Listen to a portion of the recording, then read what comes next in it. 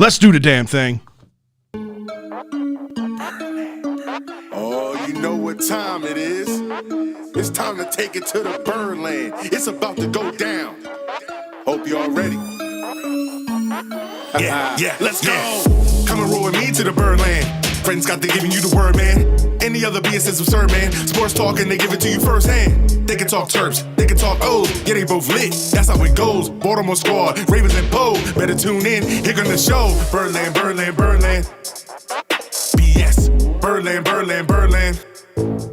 BS.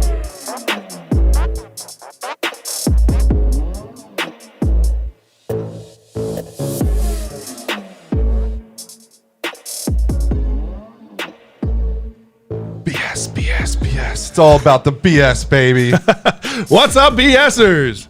Big boys in the chair this week. Hey, we testing the weight limits over here. We are, for sure. Fred, Ryan, James in the studio tonight. Scott's got the night off as he is enjoying his son's preschool graduation. Yep. I guess he's that's what we do nowadays. We graduate preschool, kindergarten, all the graduations. Right. Drew also not in the house tonight as him and Ariel are celebrating their wedding anniversary. Kind of. He was the first comment in the chat room. Yeah, so get out of the chat room. Take care of your man there. Get him out of here. Probably doesn't want them. Right. What's up, BSers? We got a lot to talk about on tonight's show. Some topics that just won't seem to go away on social media. Tim Tebow. Julio Jones. The topics that just keep on giving. So we got a lot to cover, man. The Ravens put maybe a couple of players on notice with the draft and undrafted free agents. So we're going to talk about a certain article that Jeff Zrebiec wrote, and I thought it brought up some good points, maybe some players that are on the bubble with the Ravens. Obviously, going to address the Julio Jones situation, this guy. The Orioles continue to scuffle at the MLB level. But listen, as we've been saying for years, last couple years, there's talent down below, and the cream is rising to the top. And this year we actually get to see it, which makes it this much easier to lose every game. That is true. As right now, they're in the running for that number one overall pick if the season ended today. We're going to keep running these number ones up someday. I'm with it, man. We'll get there sooner that way. The Terps program, one Terps program is fighting for a tournament bid, while the other headed to a Final Four. Final Four is where they belong. This is kind of where their season starts. Right. 6 out of 7 Final Fours. Okay. Yeah. And in this week's rundown, we kind of lose track of Father Time for a bit, as I really don't even know what the hell year we're in with some of these guys that we're going to be talking about. Yeah, it's a whole different group of geriatrics taking over the world right now. But before we do too much, we do want to remind you, if you've ever been injured at work or in an auto accident and weren't sure who to call, 855-MD-CRASH, the Maryland personal injury attorneys that'll have your back. If you find yourself in an unfortunate situation just like I have, give our team at MD Crash a call right away. We all know the cost of medical bills, lost wages, pain and suffering. It can all add up quickly and potentially put you in a bad financial place. If you want a team that'll handle your case, big or small, and just give you some peace of mind, save this number now. 855-MD-CRASH. It's 855-632-7274. Be sure to follow them on Facebook now for some potential giveaways to some of those lower level minor league games that we keep talking about. If you didn't save that number yet, what are you doing? Yeah, I mean, what are you doing? I was in the wrong situation because when Kaylee got into a car accident on a Tuesday night and rudely interrupted my Birdland BS watching as I'm watching from the ER waiting room, the sponsor was not MD Crash yet. It was still a real estate agent, so it wasn't very helpful. Well, you should always have that number in your back pocket or in your cell phone. Hopefully now I don't ever need this phone number. Hopefully you don't. It was the wrong sponsor. I don't know what's going on here, man. That's right. Well, we got a lot to talk about with the Ravens this week. It's time for some flock talk. The one topic that just won't seem to go away, the guy here above my head, number 11 in a Ravens jersey, Julio Jones. Does it happen? Can it happen financially? Does it make sense? Do we even want this to happen? If we can fleece the Falcons, like if we can just like give them our back end wide receivers for them, right? But like if you can't trade our already overloaded wide receiver room plus a little bit, I know there has to be some draft compensation with it. what are we doing? We just add another one and cut somebody else. Right. I don't know. We have enough dead weight at the end for it really to matter. Yeah, that's true. Well, this all kind of came to light. You know, there have been connections with the Ravens and the Falcons and Julio Jones now, even prior to the draft. Fans have just kind of kept this thing burning for a while. Well, recently, things got escalated, we'll just say, a little bit. Julio Jones was called By a former Raven. by former Ravens Shannon Sharp live on air. Old Uncle Sharp, he says. Key to that, though, live on air, and Julio was not aware they were live on air. Now you just called him like a boy. Called him like one of the fellas. It's Uncle Shannon. Uncle Shannon, that's right. Let me talk at you. Oh, by the way, 5 minutes later, you just told the whole world everything you told me. Right. So basically, on this call, he admitted that as far as Atlanta goes, he's out of there. Yeah. He said, Doesn't want to be there. out, gone. Yep. Then there were some recent rumors that maybe he had some ties to the Cowboys. There had been a photo with him posing with a fan. He had a Cowboys hoodie on. Which is very strange that he owns a Cowboys hoodie. It is strange. I will say that. But Shannon point blank asked him, if you're going to win, you don't want to go to the Cowboys. And he basically denied and said he doesn't want to go to the Cowboys. Yeah, he said, no, I'm not going to. He said, I'm not going to the Cowboys. I want to win. In other words, the Cowboys suck. Who said that live on air also? Right. Jerry Jones is done with him. He's not bringing him in after those comments. I mean, listen, I don't know if Dak Prescott's going to be back in time for them to start the season. Dak is a very good quarterback, a much better quarterback than anybody that they had there last year. The Cowboys don't even make sense, though. Like, what are you really gaining to bring in Julio Jones? Like, their wide receiver core is already pretty damn stacked. Right, and their passing game is already really good. You got another wide receiver who hasn't really even seen work yet with Dak Prescott and CeeDee Lamb, right? Yeah. So that's just going to take Prescott's game to another level. I'm not saying that Michael Gallup's one of the best number twos out there. Right. I'm not saying adding Julio Jones to anybody's team isn't a bad idea. I mean, adding a perennial all-pro kind of wide receiver, even at 32 years old, still a very productive receiver. He's the all-around guy. He'll do it all. He'll block for you. He can go up and make those big plays that we keep talking about with the Ravens offense that they've missed. As long as they're not in the end zone. He's not very good at scoring touchdowns. I don't know if that's a Julio Jones thing or if that's an Atlanta Falcons offense thing or if it's a Matt Ryan thing, but you're right. In the red zone, he has not been the most productive. Which is crazy because he's built like a red zone threat. He's built like a tight end. Yeah. You know, he's got that size, he's got that strength. You would think he could just body up anybody down there. They'd be using him to his advantage. But yeah, so as far as the Ravens go, does it make sense? What kind of draft compensation are we talking about to get him? Would we be willing to even give up any kind of draft compensation? I've seen guys out there, fans out there, willing to give up a first for Julio, willing to give up a second for Julio. And for me, if we don't come away with Rashad Bateman and we don't come away with Tylan Wallace and we don't sign Sammy Watkins, yep, I'm considering a first-round pick, a second-round pick, because we are desperate at the wide receiver core at that point. If we can give away two wide receivers not named Bateman or Hollywood, even if Boykin, Prochet. So even if but what if it's Boykin and Watkins even? Like I would Boykin, Watkins, and a third. I'm still listening a little bit. I don't think the Falcons are doing that because Watkins is going to cost too much. The whole reason the Falcons are getting rid of Julio so there you is go. cap room. Boykins, Prochet, and a third. I'm fine with that Boykins, Prochet, obviously a lot smaller of a hit on the cap. because we're already cutting one of them. We have to. We're cutting somebody out of this wide receiver room, right?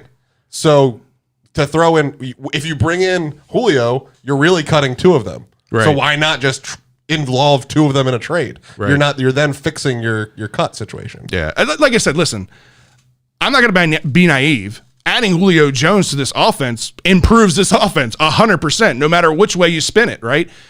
But what does it cost, right? And that's what you got to think. You can't think just short term. You got to think long term too. And how long is Julio Jones going to be in the fold here, right? You know, it's one, the Ravens would have to figure out some kind of wizardry of restructures to make it work under the salary cap. That's hurdle number one. And then hurdle number two is if you are giving up a Boykin and a Prochet, well then if you're also not planning on having Julio Jones beyond 2 years, now you're missing three wide receivers because Boykin, I get it, we're all kind of at our rope's end with Boykin, But with Prochet, you don't know what you have in him yet. You haven't seen him on the field. He hasn't had a chance to even prove himself yet. So in 2 years from now you're sitting 3 wide receivers less than where you're at right now. Maybe even 4 because Sammy Watkins isn't signed long-term. So now you got 4 wide receivers gone in 2 years. And I'm by far the least anti-Boykin in this room because, again, I'm addicted to these tall wide receivers. And he's the only one we got. Right. We just keep drafting these little guys. Right. I don't know. I've also heard some people out there saying that we should be trading Hollywood, that we should be straight up trading a Hollywood for a Julio. It's a terrible idea. It's an awful idea for many reasons. 1, long-term, again. 2, the relationship that Lamar Jackson has with Hollywood Brown. Those 2 guys are boys. And with Lamar not being under contract yet, the last thing you want to do is piss Lamar Jackson off or give him any reason to not want to re-sign here. Yeah. Trading his friend, his brother, a guy that he grew up playing against and playing with, not the right idea. Yeah, you want another Orlando Brown situation? Go ahead and do that. Exactly. We don't need that with our star quarterback. Exactly. So, listen, if this is Madden, I'm all for Julio. Yeah, sell the farm, let's win now, and then restart the game. I'm all for it. I just don't think it makes sense right now. Again, if they don't draft Bateman, they don't draft Wallace, they don't sign Watkins, make it work, make it happen. You're desperate, you need it. James, what's your opinion on Julio Jones? Do you want to see him in a Ravens uniform? Yes and no. Like last year, probably no, but like what he did like the last 3-4 years in Atlanta, if he can do that, I'm fine for it. But it'd be good for the young wide receivers. But if they can make it work, I would love to see him in here. But is he asking for the ball? Then we have problems. Right. Yeah. No, I agree with you.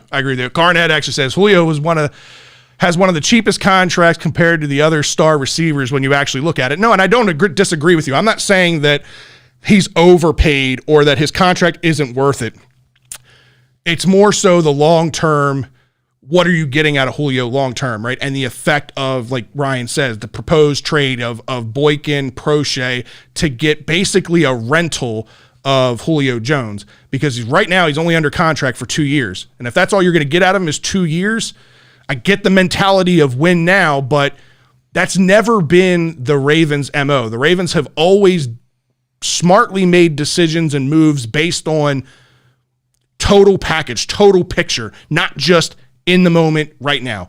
Like I said, I think if they were a little bit more desperate, like they were prior to signing Watkins, right? When they went out there and they tried to sign Juju and they tried to sign T.Y. Hilton. Right. Thank God those things didn't happen. But they were in a little bit of a desperation mode then. I think if they were then, you might see them make this move. I think right now, the ball is in Atlanta's court. Atlanta is trying to field offers from anybody that will listen, and they're going to take the biggest offer that they can possibly get. And if the Ravens play it smart and all they do is end up giving a 3rd-round pick or a 4th-round pick for Julio Jones, and you're not giving up Boykin, you're not giving up Prochet, you're not giving up any of your top-level prospects or, draft picks, 100% I'm on board for that. So, but then how many wide receivers are you carrying in? If you don't give up any of those guys, let them battle it out. Let them battle it out. You're only going to lose one. You bring one in, you're losing one. I thought we were already losing one without him. So aren't you losing 2 if you bring him in? Well, it depends. Depends on how many. Like I said, at one point, the Ravens carried 7 wide receivers last year when they brought Dez Bryant in. Typically, they enter the season with 5 or 6 wide receivers, and right now, one of those 2 guys, one of those 2 guys is going to be out of the fold. If you bring in a Julio Jones, yes, probably more than likely you're going to see 2 out of the fold. I just gotta say, I don't think by getting Julio it makes us go to the Super Bowl. I think we can win without having Julio, but maybe having a better guard or a better pass rusher. I think that will help out more to win the Super Bowl. Yes, it would be nice to have Julio Jones to help out these wide receivers, have those hands, can run the route, can work with Bateman, make him a better wide receiver going down the road. But then also, we have an extra spot for wide receiver if we don't carry 3 quarterbacks, which I don't think we should carry 3 quarterbacks. Right. Yeah. I mean, it'll be interesting to see what the Ravens, speaking of quarterbacks, it'll be interesting to see what they do because, honestly, with the little bit of sample size that Huntley put on tape last year, you can't sneak him on the practice squad. Nope, not at all. Trace McSorley's coming off of a knee injury. He's looked good in short stints, but I doubt they'd even be able to slide him into the practice squad. But I think if the Ravens are smart, which they are, that's the guy that you're going to try to slide into the practice squad. It's going to be a Trace McSorley. The knee and the limited size of McSorley and things that people aren't all that interested in bringing him in. Exactly. That's your only shot. Because, yes, like you said, that little thing that Huntley did, it almost looked like Lamar. Yeah. Like it was Lamar light. Somebody's going to try to grab that. We talked about this when the Ravens first drafted Lamar Jackson, was the stark difference in offensive game planning, offensive preparation between a Joe Flacco and a Lamar Jackson. It's asking a lot of your wide receivers, your offensive line, to be able to flip a switch and change your... When you have the backup that's that different. Yeah. Exactly, when you have a backup that different. And I think Huntley seamlessly makes that transition. If, God forbid, Lamar had to come out or went down. It's obviously a step back, but it is a huge similar offense. Exactly. And going to what James said with bringing in a pass rush and something instead of another wide receiver, that gets back to what we said. We can't beat the Chiefs by trying to be the Chiefs. Right. We have to be the Ravens. We've tried that now, 4 times in a row, right, to go play Chiefs ball versus the Chiefs. They're better at it because they're the Chiefs. Yeah. All right. So play Ravens ball and see if it works. So yes, I fully agree. We have way more weapons on offense than we have had. Let's take a run with this and build up some of that Ravens mentality and the things that Ravens do. I think Ben Cleveland's going to really help with that. Yeah, for sure. Let's keep it moving. For sure. And I think, to James's point, I think the little bit of cap room that you do have, because the Ravens are actually in a decent spot cap room wise, and if they need to restructure some contracts, they can. I think that money is smarter invested in that edge rusher for multiple reasons. One, we need another guy that can get to the quarterback. But two, with these young guys, Owe and Hayes, they got to have that veteran leadership, that veteran mentorship to learn behind. You cannot expect these guys to be that productive and not make mistakes throwing him in there day one. You talk about this restructuring cap, and then we'll move on from this Julio Jones debacle. Yeah. But did you see the tweet from DeAndre Hopkins about this? No. He said, I was at the gym and somebody asked me if I'd restructure. Oh, I did, yes. I'd restructure my comment to bring in Julio. And it just has a guy in a Cadillac with 2 thumbs up like this. Oh, my God. 100% I restructured my contract. Our fantasy team wants to see that. My fantasy team wants Julio in Atlanta. No, in Arizona. In Arizona. Right. Because Kyler Murray is going to be a monster with that option. Oh, my God. It would be ridiculous. All right, so things are getting exciting around the castle. Things are getting exciting around the team. This is kind of it's been that lull, since the draft and everything of, we're seeing pictures. We're seeing these guys try on their helmets and all that stuff. Well, we had rookie mini camps that kicked off last week. So we got our first dosage of what the rookies look like. Voluntary OTA started this week. And according to Jamison Hensley, 80 players, including Lamar, are present for the first week. Next week, you'll see another 4 trickle in, meaning that they'll be at 94% as far as their roster expectations. That's great. So those 4 coming in, what's that related to? How do we know that already happening? Is this like Boyle and his injury that he'll be there? Judging by the little bit of a clip that I saw of Boyle's, limping. He was limping. His knee was still wrapped. I don't think it's him. I saw Mark Andrews post a thirst trap picture earlier today where he's got the 12-pack showing.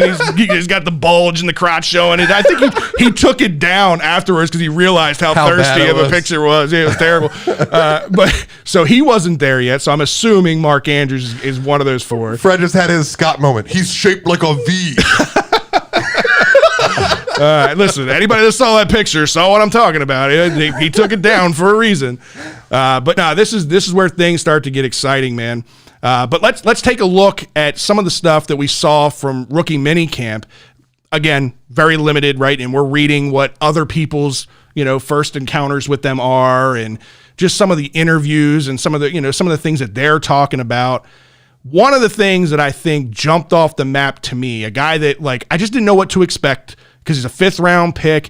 He wasn't the guy that was very highly touted out of Notre Dame, but everything that we're hearing so far about Dalen Hayes, super positive. Yeah, I mean, and the number 1 guy from Notre Dame just kept falling down the draft boards. That was the guy that night 1 we're like, why is he still here? He's been the best player available for 20 He was cents. supposedly the Lamar stopper out in Cleveland because Cleveland picked him. Yeah. JOK. We'll see. The rest of the teams didn't think he was Lamar stopper. He would already been off the board. So Agreed. We'll have to find out. But Dalen Hayes, I mean, a fifth round pick, sure, but he's a linebacker on the Ravens, and that's what they're good at. They find late talent in that position, and they groom it to be a real player. So if he's got the skills, they'll make sure it happens. And just everything that I'm picking up, just off his personality, the way he talks, the way he carries himself, he seems like a motivated guy.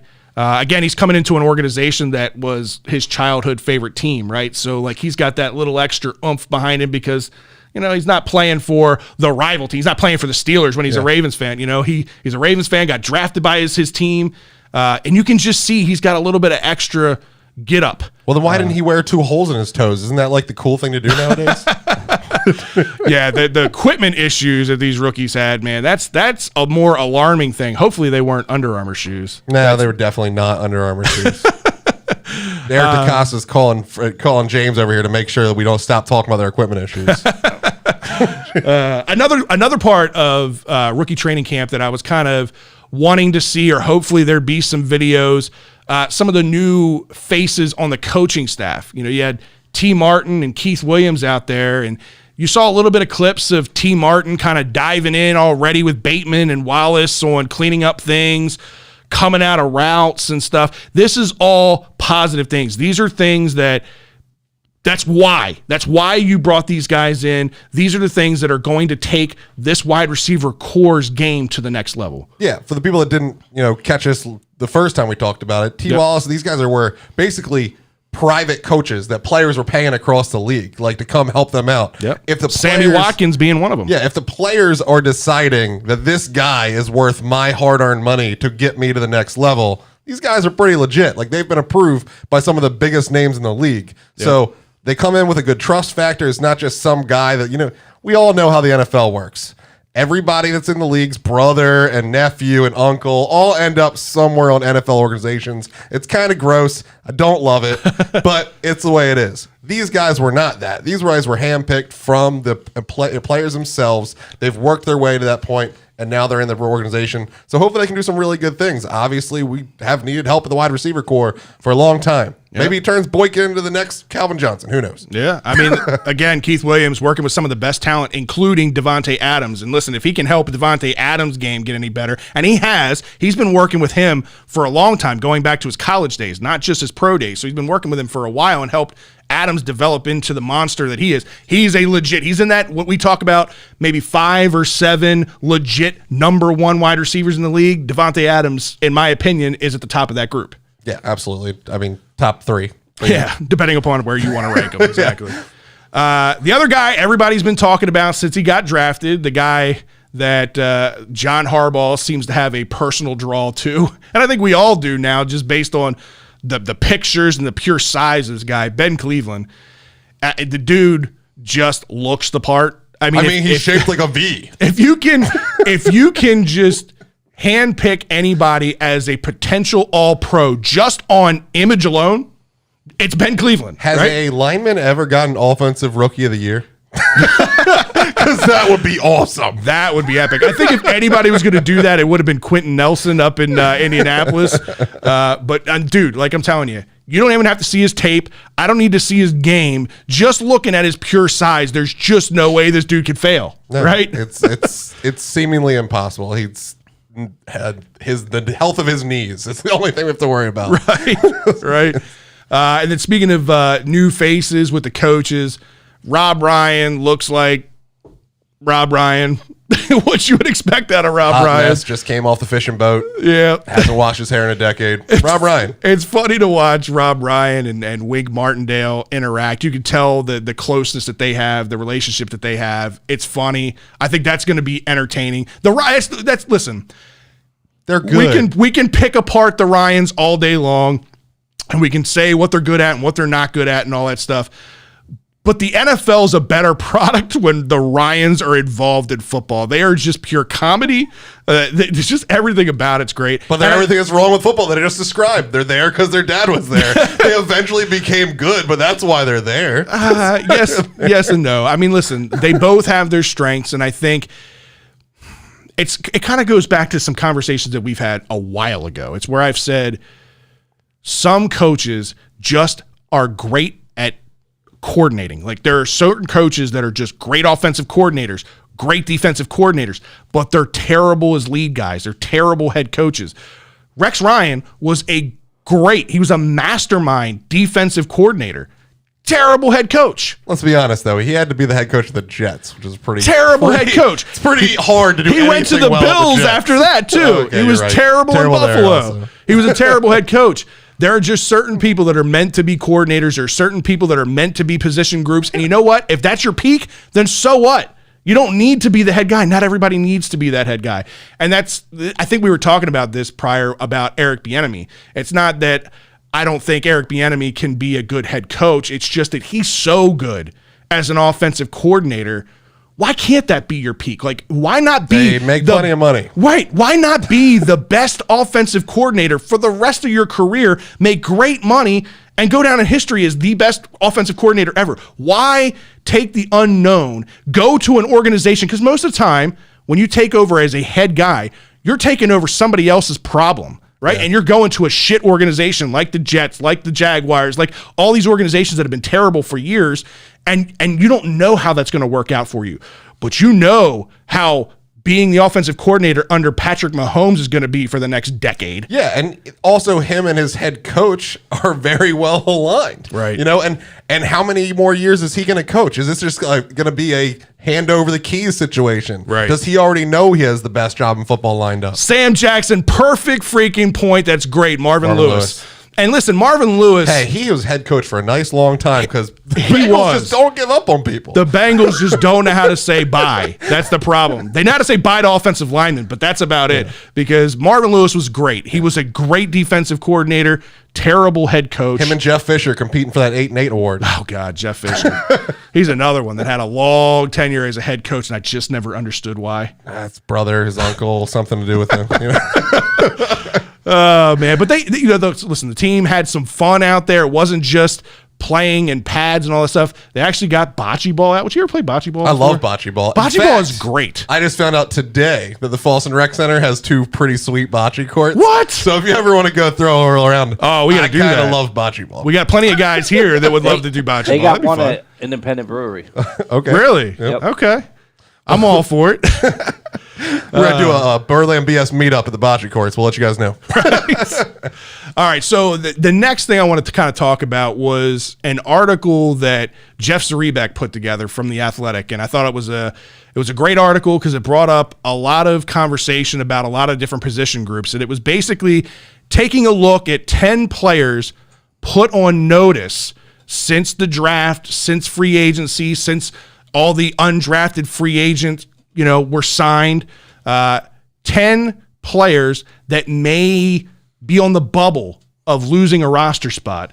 And for those that don't subscribe to The Athletic, you should do it. You should do it now. It's $1 a month. Listen, this isn't a sponsor plug. We're not sponsored by them by any means. But Jeff Zrebeck, one of the best writers in the game, not just as a Ravens writer, but just one of the best writers in the game, for $1 a month. It's worth every penny. But yeah, so the first couple of names were a couple of names we've already talked about. The wide receiver position, Miles Boykin, James Prochet. Again, it's going to come down to, do the Ravens make this trade for Julio Jones, and what do they give up for him, right? And if they don't give up any wide receivers, probably 2 of these guys are going to be gone. Absolutely. If they don't bring in Julio Jones and they're just set with the lineup that they have right now, if the team kept 6 wide receivers, right now, the 5 that they're going to be keeping, Hollywood.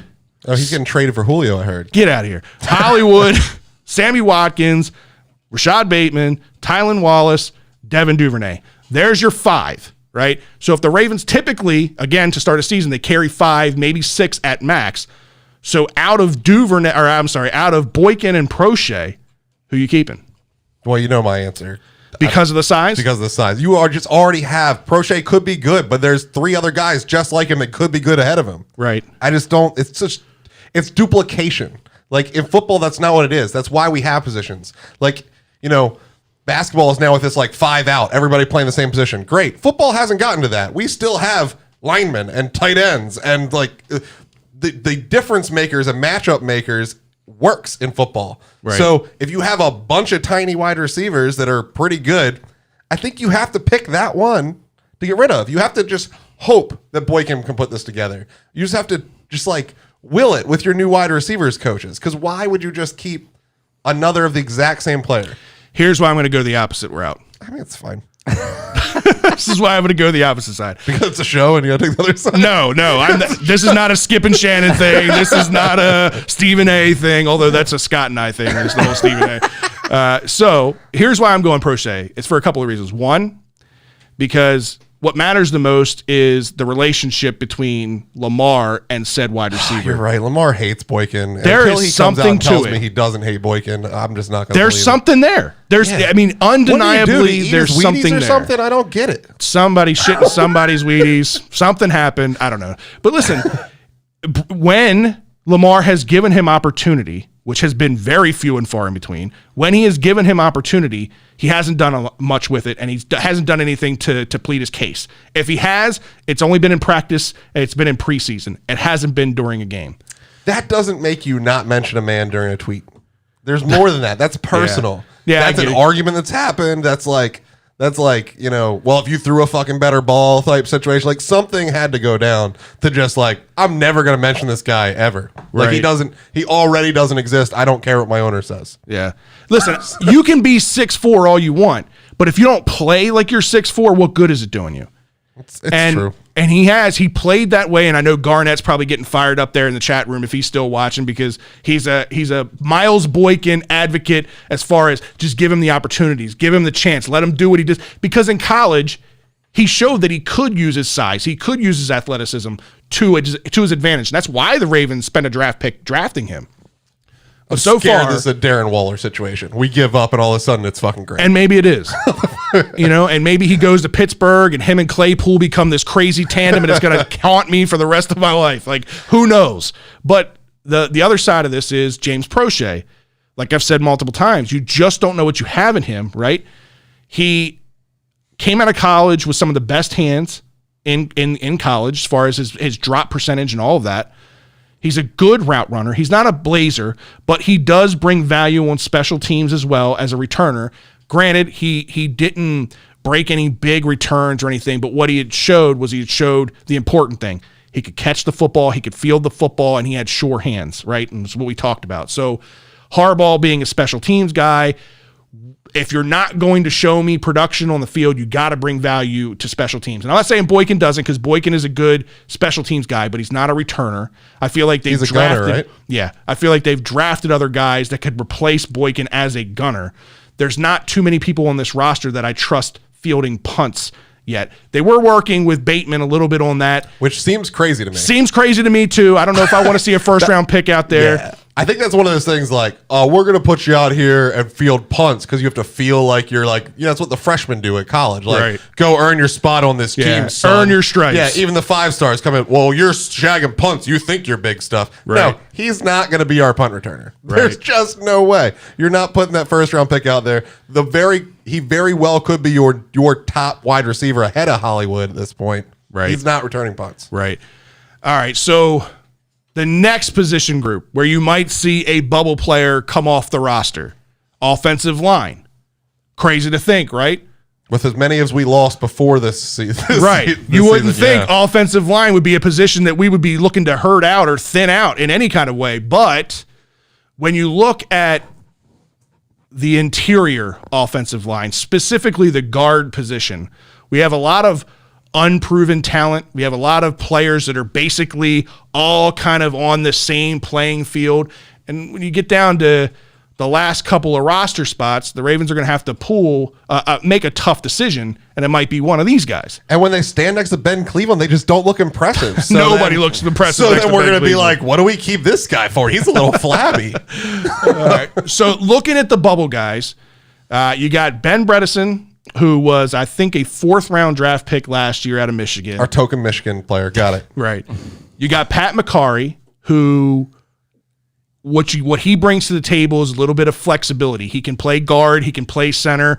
He had a rough go there at the end of the year. I really think that it was a mental thing for McCarry, because it was like, holy shit, Skura is screwing up so bad. I got to be the guy to save this team. And then it got into his head. I don't know, because McCarry didn't have any snap issues the year prior. at all when he played.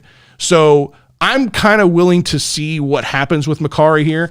And then the other guy is the biggest unknown with the offensive line and the biggest head scratcher with the offensive line, Ben Powers. Where'd he go? I can't imagine that the team is going to give up on Ben Powers, but I have been proven wrong every time I thought Ben Powers was going to get an opportunity. He hasn't been given the opportunity. There's something to Ben Powers that we as fans aren't privy to, don't know, don't understand, because nobody I've asked about Ben Powers can tell me why he's not on the field, why he hasn't been given the opportunity. We had a pretty dire need last year in the offensive line. Didn't see him very much, so I don't know what they're going to do with him. Well, Scott's come back from his son's graduation. So, Scott, weigh in on this, man. What do you feel? Yeah, so I look at this and I see that Ben Powers is the odd man out here, first of all. Okay. I think out of the three, Bredesen, Makari, Powers. Bredesen really hasn't gotten the chance. Okay. Right? And he hasn't been around that long either. Makari is too versatile. Makari is too versatile to lose, and they love versatility with this team. Eric DaCosta and John Harbaugh, they love versatility. So that comes down to that. Ben Powers is the guy that we have been waiting for him to make a leap to be able to be that guy. Right. And be the guy on the field and get the snaps. They don't have the confidence to do that and put him out there. So unless he shows up and shows out, he's gone. He has to be gone. You can't lose the versatility of Makari. And Breedson, you just haven't given him the chance. So you need to see what he can do. We've seen what Ben Powers can do. He's gotten some snaps, and it really hasn't been impressive. He's been beaten on the first step almost every single time. They get right past him. There's nothing to be impressed about with Ben Powers, and nothing seems to be getting better, and I think the team thinks that too. Well, I mean, if you're just judging off of past performance, I don't think there's been anything spectacular about any one of these three, right? So what you got to do is you can't really judge based on past with these guys. If you're going to thin the herd at offensive line, it's a position battle that's going to be won in camp. It's a position battle that's going to be won in these 2 preseason games. Who's been putting in the work in the offseason? Who shows me the biggest jump from last year to this year? I'm not going to base my decision off of what happened. I'm not going to base my decision off a couple of bad snaps last year that looked even worse because of the issues that we had from Skura. Right? I'm not going to judge it based on that. Show me what you can do in camp. And I think, in my opinion, Makari is a little bit safer because of his versatility. Yep. I understand that Bradley Bozeman's moving over to center and he's going to be our center, but you have to have somebody behind him that can snap. And we don't know how Bradley Bozeman is going to work out yet. We all assume that he's going to be the savior at center for us and it's going to be a great thing, but we don't know yet, right? So I think the versatility that Makari brings, correct me if I'm wrong, I just think that it adds more value. No, the versatile player there is absolutely a benefit. And like you said, it was a good point. We were already pissed off at the center position. Right. It was like a lose-lose Anything that situation. happened there was going to be magnified 100 times. If he stepped on Lamar's foot, if he missed a snap, if anything happened at the center position, we were already so mad. Like, because it just, it feels so bad. That's a great point, Garnett. I completely forgot about him. Colon Castillo, the other guy that I didn't put on this list because I do feel Colon Castillo's safe. And he's a guy that I don't think you're going to be able to slide under the radar on the practice squad this year like you did last year because the little sample size that we saw from him, especially against a defensive front like Pittsburgh, scouted. Was impressive, right? He's got enough tape out there that somebody that's desperate for a center is going to take a shot on him if you put him on the practice squad. And you hit the nail on the head there. It's the fact that he went up against the toughest defense in the league last year in the Steelers and did a hell of a damn job on a spot start that nobody expected him to do. Right. Nobody expected that to happen, and he comes in and does that. I agree with you. He's safe. Makari with his versatility is safe. I think it's one of those things when you look at a guy like Colon Castillo, I'm sure they're working with him on versatility as well. Right. But yeah, you can't. There's no way you're going to be able to afford to stash him. All right, sticking with positions of craziness, right? A position that is absurd to even think that we would be thinning through. Yeah, I don't know how this made the list. Offensive line was one of them. I can't imagine we're going to be thinning there, but we potentially could. What about outside linebacker? I don't understand how this is even in the article. We don't have enough. So the outside linebacker position, it's more so I don't think that it's really a player that could be cut this year, but it's a player who needs to step up, needs to prove himself, and that's Jalen Ferguson, right? This is a guy that was a, second-round pick, third-round pick? I think he was a second-round pick, who hasn't shown anything. Now, listen, I understand not every player posts on social media. Not everybody puts their entire life out there for everybody to see. So we don't know. Not all Myles Garrett doing 80-inch box jumps on No, online. not everybody's doing that. We don't see the work that Jalen Ferguson's putting in the offseason, right?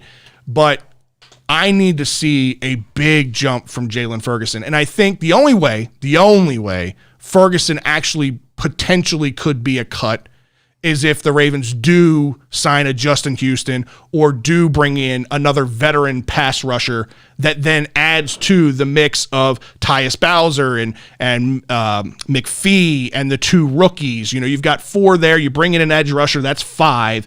Then Jalen Ferguson becomes a little bit more expendable. Yeah, then I understand having this conversation. Right now, not really. We need anyone and their brother that can possibly get a sack, can possibly rush a quarterback.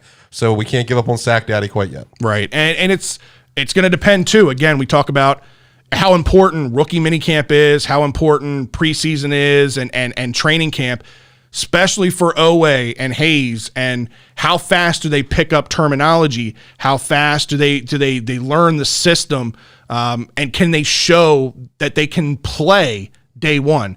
If they can show that kind of growth in that short period of time, maybe Jalen Ferguson's days are numbered? I think that's the only reason that he makes this article is the fact that he hasn't made the leaps that we expected him to make, right? We expected him to make some leaps and bounds, which is why I think they go and get a first rounder, right? Because he's not living up to the expectation that you thought he'd have. You know, this is a guy that you equated, so many people equated to Terrell Suggs, right? He broke the record in college. So I think that's what they're looking at. I think I agree with you guys to be in this article, to be in this situation as guys that are on notice. I don't necessarily know that it's on notice for this season. I would look at this and say, this is dude, you better step it up or we're going to figure it out elsewhere. Right. That's what this is, which is so crazy to me that they're willing to do that at outside linebacker, but they're not willing to do it necessarily as much at the wide receiver position. Now, this year being the exception to that rule, right. Previously, they've never been willing to do that. And here we are with the outside linebacker 3 years in, 2.5, we'll call it, right? Because he really didn't get a lot of snaps first year. So has he really gotten the shot? Maybe not, but when he's come in, we haven't really seen the wow factor out of Jalen Ferguson. I think that's what they're looking for, is they think Owe and Hayes combined could give you a little bit of a wow factor here. I think they know what they're good at. They know that they can develop linebackers. I think that if you're not putting up numbers with the shit that we've done for every player in the history of time and made them all pros and tricked people into paying them crazy contracts where they do nothing in their system, then what are you doing? But they also know, we can't seem to get this wide receiver thing right. We got to give him more time. Right. So I really think that that's kind of where it is. Like, why everyone around you is figuring out how to be a linebacker in our system. So what's wrong with you? But with the wide receivers, we can't find a wide receiver. Maybe they're all good. Maybe we're just messing this up. I don't know. Good point, Sam. Yeah, prayers up to former Raven Lionel Dalton, who's in need of a kidney transplant. If you haven't seen his story on social media, look him up on Twitter. He's dire need for a kidney. His family and him are doing some giveaways with, all you got to do is go and retweet his tweets. So prayers up to Mr. Dalton and his family. If you can, get out there and retweet those tweets. It goes a long way, and show the support. We appreciate it. Thank you, everybody, for chiming in. 3rd round pick. You're right on Ferguson. And hey, you can be a live kidney donor. It's a real thing. So if you want to give a kidney to a Raven, reach out, check some blood types. We'll see if it works. All right. So the next position group that he had in this article, cornerback. And this is a position where we have some depth. We have serious talent. But it's also a position that we continually have injuries at, right? And the 2 guys that made this list are the prime candidate for those injuries. It's all it is injuries with these guys. Tavon Young, great talent. We literally just paid this man. Yeah, well, a couple years ago now. He hasn't been on the field since his contract. That's been the problem. He signed a 3-year deal. I think this is the year, last year of that will deal, be I his believe. last year. Yeah. Like that's how crazy it is. It feels like it was yesterday. I could have James sworn in last Sport season Track? they like restructured this Nope. shit. No, right. it's Well, sad, then, yeah, man. that's fine. And I think the writing was kind of on the wall in this draft when the Ravens ended up drafting Sean Wade out of Ohio State. Again, a player of Sean Wade's caliber dropping that far in the draft, especially at the nickel corner position. He dropped that far in the draft because of how bad he played as a senior as an outside corner. But the year prior, he was projected to be a top 15 pick in the draft because of how good he was as a nickel corner, as a slot corner. And that's Tavon's position. And listen, love Tavon, love the player when he was on the field, but if you can't stay on the field, buddy, it's a numbers game. Correction, this Craig- is his second year, by the way. So he has one more year after He's this. got one more year after this. He's got the 2022 Okay. season after this. Got it. So Craig Zero says, yes, Tavon Young had his replacement drafted. Like Exactly. You're saying. Exactly. It's writings on the wall there. I mean, you always need more cornerbacks. So if Tavon does stay healthy, Right. he'll still be with the team. But we see a little nick or cut. Yeah. I don't know. And then the other guy on this cornerback list, it was like one of the bigger head scratcher draft picks from a couple of years ago, almost as much as Ben Mason was this year for you as a head scratcher. Is that another Michigan guy? No, not a Michigan guy. This is, I think he was out of USC. Amon Marshall hasn't seen the field really at all since he's been drafted. Another guy that just continually gets hurt. Wasn't very highly recruited as a draft prospect coming out of USC. I think the Ravens took a wild card on him just based on potential. But again, another guy that, listen, if you can't stay on the field, you can't prove your value, you're no good to us. And when you bring in a guy like Sean Wade, you bring in a guy like Brandon Stevens, who I understand they're probably going to move him to safety. But I don't think the Ravens, as much as we don't, as fans, I don't even think the Ravens know what they have yet in Brandon Stevens. He needs to prove himself on the field too. But as long as he stays healthy, he's of more value than Amon Marshall is. Yeah, he would definitely be on my list to get rid of before Tavon Young, because when Tavon Young's been on the field, he has shown out. Can't think of a single play Amon Marshall's even been in. Exactly. and the Ravens did end up signing Devontae Harris at the end of the season last year. So that's another name in the fold as far as depth at cornerback. So I don't know, Scott, what do you think on DB? Yeah, I mean, at DB, look, Iman hasn't been out there, right? There was the injury. He hasn't been really given a shot after the injury. You know, this guy is a 4th-round pick here, right? I understand that we paid Tavon Young, but you paid Tavon Young despite all the injuries before the contract. That's what baffles me, right? We paid this man, and here we are, second year in. Can he be ready for this season? Right. There's still question marks around that. So Craig Zero chimes in and says Marshall is MP's replacement, I think. What have you seen from Marshall no to make way. you think he's MP's No way. replacement? That's where your draft picks come in. That's where Right. some of these guys are going to develop and sit behind two of the best corners in the game. Right. Right? They're going to sit Oh, behind. he's done a whole lot of sitting. Oh, yeah. He's done a whole lot of sitting. But Sitting, not, limping, laying down. I don't know. rehabbing. Well, Tavon's done just as much of that. So, Yes. But no, that's the part that gets me is, yes, you're absolutely right. Tavon Young, when he's been on the field, he's been productive. He's been a force to reckon with. The problem is when he's been on the field. Right. Right? We need to get through that. If he has an injury this year, sorry, guys, it's time to cut bait. Right. It's time to cut bait. I understand he's got one last year in his contract, but it's time to cut bait at that point. Now we need a really creative contract. We need a veteran minimum contract with a bonus for every game played. And let him sign that shit. We're gonna give you Like a commission only pay? $150,000 per game you play. You mean a Tim Tebow contract? Oh, Yeah. Jesus. We'll get We'll there. get to Tebow. I We'll promise. get there. We're gonna be talking about Tebow every Tuesday the rest of the year, I think. All right, so staying with DBs, let's move over to the safety position, right? This is a position that had a lot of Ravens fans kind of clamoring for maybe a safety high in the draft, a certain safety. I was one of them, Mo Rigg from TCU. I thought if he dropped to us in the first round, which he did, And maybe kept the Ravens, dropping. he did. I thought the Ravens would take him. They didn't. Listen, I love Deshaun Elliott. I love Chuck Clark. Deshaun Elliott's in his final year of his contract. He's going to get paid somewhere. I don't know if it's here or not with all the contracts coming up. But right now, you got a guy on the bubble in Jordan Richards. I think this is a guy that probably his days are numbered as well. You had a couple of guys last year. You had the late round pick, 7th round pick, Geno Stone, who was released, went to play somewhere else. I think played with the Texans and then came back to us. You got Nigel Warrior, who the Ravens slid in as an undrafted free agent last year, signed him, battling out. And then you draft a guy like Brandon Stevens, who a lot of people, again, are projecting to play the safety position. I think it's just a numbers game when it comes to Jordan Richards. I think he's been a good depth piece. He was a piece that we needed, especially last year, to kind of get us through, but I think he's gone. Yeah, I mean, if you can't get on the field with all the guys we have lost, and we have some surprise departures with our Mr. Car Wash brother banger bailing out early. Jesus. If that didn't give you an extra spot, like when were you going to get on the field? If you still are only a special teams player, I know I love Harbaugh loves special teams, but at some point you got to step up to the next level, unless you're just a career at that, and that's not what we draft you for. Right. Yeah, that's true. That's true. All right, and then the last guy that Zariback had on this list, last position group, tight end. And also confusing. This is confusing because there's question marks around the position, right?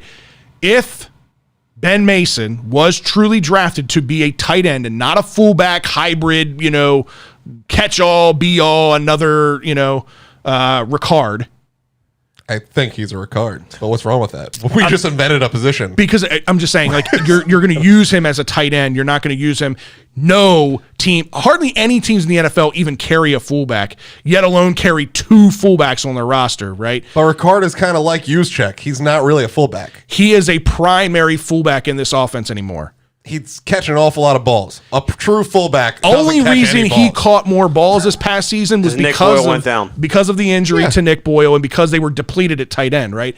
And that's where I say the question marks come in. Is, I'm not saying that Ricard's going to be a defensive lineman. That part of his career is over. No. I'm saying but I think he is more of a tight end fullback combo. He is, but his involvement in the tight end role and catching balls out of the backfield severely increases when Boyle went down. And Boyle's not on the field. And that's the question mark, is how healthy is Boyle? And judging by the little clip, like I said earlier, that I saw earlier, not great. He's limping. He's still got his leg wrapped. I don't know if he's definitely not going to be ready for what I think. It doesn't look like he's going to be ready for mini camp. Definitely doesn't look like he's going to be ready for training camp. So you hope that he's ready for week 1, because the guy that's on the bubble, Eric Tomlinson, right? They brought him in to be that blocking tight end when Boyle went down. And I think Ben Mason, yes, he brings the ability in very similar ways to Boyle, where he can be a blocking guy and he can catch the ball out of the backfield. I just don't think that there's going to be a spot for Tomlinson on this roster if Boyle comes back and he's healthy. If he comes back and he's healthy. But, I mean, you're talking about a real long season now. You got 17 regular season games going on. You could see a situation where they say, hey, we got this young buck. Boyle, take your time, rehab, be in the office every day, and come back at bye week. Who knows? All right, so I'm going to bring up a topic because Garnett brings this up. I didn't have this in the notes or anything, but this is actually a good topic because I actually like him. So he says, for the love of God, can we move on from Anthony Levine? I love the guy, but he's literally nothing but a special teamer now. And I agree with that in the sense that he is nothing more than a special teamer now. He barely ever sees the field on defense unless there's injuries, right? And he's got to be out there. But he is still, at this point, one of the best special teamers that we have, not just on this team, but in the league. He's one of the best special teamers. And again, you can't discredit what he brings as a leader. I don't know if you guys, I know Garnett, I know you for sure watch all those Ravens Wired videos and everything out there. There was a conversation last year that he had with Geno Stone sitting on the bench and talking about, just letting the play go and getting your mind right and being prepared and being ready for the next play and taking advantage of your opportunities. I understand that you can't keep a player just on that, but he brings more value than you think than just surface value. At least that's my opinion on Anthony Levine. I don't know, Scott, you look like you're shaking your head over there. Yeah, I mean, look, here's the other deal about this, right? John Harbaugh, we all know, is a special teams guy, right? But who do you always see around the ball when we have to punt, when it's kick. Right. It's Anthony Levine. Anthony Levine is making a good deal of tackles on special teams, guys. Agreed. Like, I understand what you're saying, but he's been a playmaker on special teams at times. And that's something that John Harbaugh has harped on. He wants his guys to be versatile. Anthony Levine is probably the least versatile of those type of guys, but the difference is the fact that when he is on the field on those plays, he's making a difference and he's making contact. He's forced some balls, and he's also forced some guys to make some mistakes, which we can wind up capitalizing and pinning them deep. Right, I agree. What's your take on Anthony Levine? Do you like him? I think it's like Scott said, that's the Ravens mentality of the special teams being important, and to show these fringe NFL players that you can make a career as a special teamer. If you and he has. I mean, he's played, 11 years now? Yeah. 12 years with us? And 90% of that in special teams. Yeah, and so if even if it's just purely you keep your 6th and 7th round picks around because this guy got in their ear that, like, hey, you might not be getting reps with Lamar, but let me show you what's going on here. Or you might like it's kind of good to see, hey, a lot of these guys thought they were the best player in the flicking planet, and now they just got to the NFL and they look around, they go, I kind of don't belong here. Right. But maybe they look at Levine and say, I could do this. I can make a career out of this. I can still feed my family and be set for generations on playing a game. Playing Maroon 5 here on our defense, man. I'm sorry. Did I go Adam? We play with them heartstrings, baby. Yeah, right? That's true. No, the thing about that, too, is the fact that for him, he's one of those guys that he's, like you said, he brings more to the table than just the being on special teams. He's able to, be out there with these guys, give them the advice, and really, it's the type of mentality that I love to see. Is a guy that comes out there and says, "Where you need me, coach." That's what his mentality is. His mentality is where can I help, and wherever I help is the place for me to be. That's what you need. That's what you need out of these young guys. That's what you need them to understand. When you go into the Ravens facility, right, and you see all the videos and you see it in the hallway, there's like this huge writing on the wall. It says the team, the team, the team, right? There should be a picture of Anthony Levine's face underneath that, because he is all about the team. He is the epitome of being a team player. And I'm sorry, as long as he can still produce as a special teamer, Harbaugh will not get rid of him. I just don't see it happening. I get your point. I understand that you want somebody who brings a little bit more value outside of just special teams, but he's not just a special teams guy. He is a special teams guy. And a coach on the field. Yeah. And a coach on the field that you can't, I mean, it's and to your point, we're not in the locker room. Simple as that. All right, so the last thing I want to bring up with the Ravens is something I wasn't going to bring up, but I'm just going to do it for the fuck of it because I want to see what you guys think on this, because social media was really, really torn on this, and I'll hold my opinion for last. But it involves this guy right here and the number, single digit that's there, a very familiar digit to Ravens fans, 5. Who's that? Yeah, look, I get it. I get the Flacco gave us a Super Bowl. Yep. I get the Flacco had one of the best playoff runs in the history of time. And he was an above average quarterback the whole time he was here. Let's not kid ourselves. We've had some garbage to deal with. He was almost great for most of the time. But he's not a Hall of Famer. Right. He's not going to be. There's only so many numbers. You're not just out here willy-nilly retiring good to great players. You're retiring all-timers. That's the only way you can do this, retire all-timers, because there's only so many digits. You got 99 there. I guess they're letting 0 maybe now. Are we going back to that? We got 100 digits? I just don't see why it's that big a deal. I think this is just the same Lamar/Flacco camp. All the people that never wanted Lamar to be our quarterback are the same ones angry, or just the ones that are crazy and think that their jerseys are null and void because it's an old number. I don't understand. We had that argument last week. James, what's your take on it? I'm glad that he's wearing it because I'm not a big fan of Joe. I never have been a big fan of Joe. That's why I wanted to go to you. He was always about me type of guy. He never put the fucking work into it. He was worried about 9 to 5er. Yep, punching that clock and then going home and spending time with his family, which I'm cool with that. But get a 9 to 5 job. Don't take on learning your receivers, learning your guys, maybe learning. Sort of like with your boss, like your boss taking the time and knowing who your workers are. Take your wide receivers out and have a good time.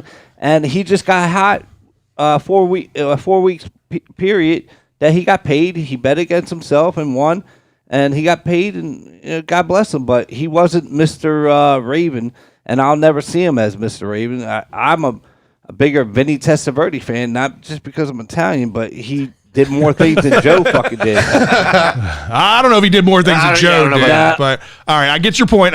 Scott, what's your take on it? All right, so I was pouring a drink here because listening to James, but I'm going to need a drink after listening to James.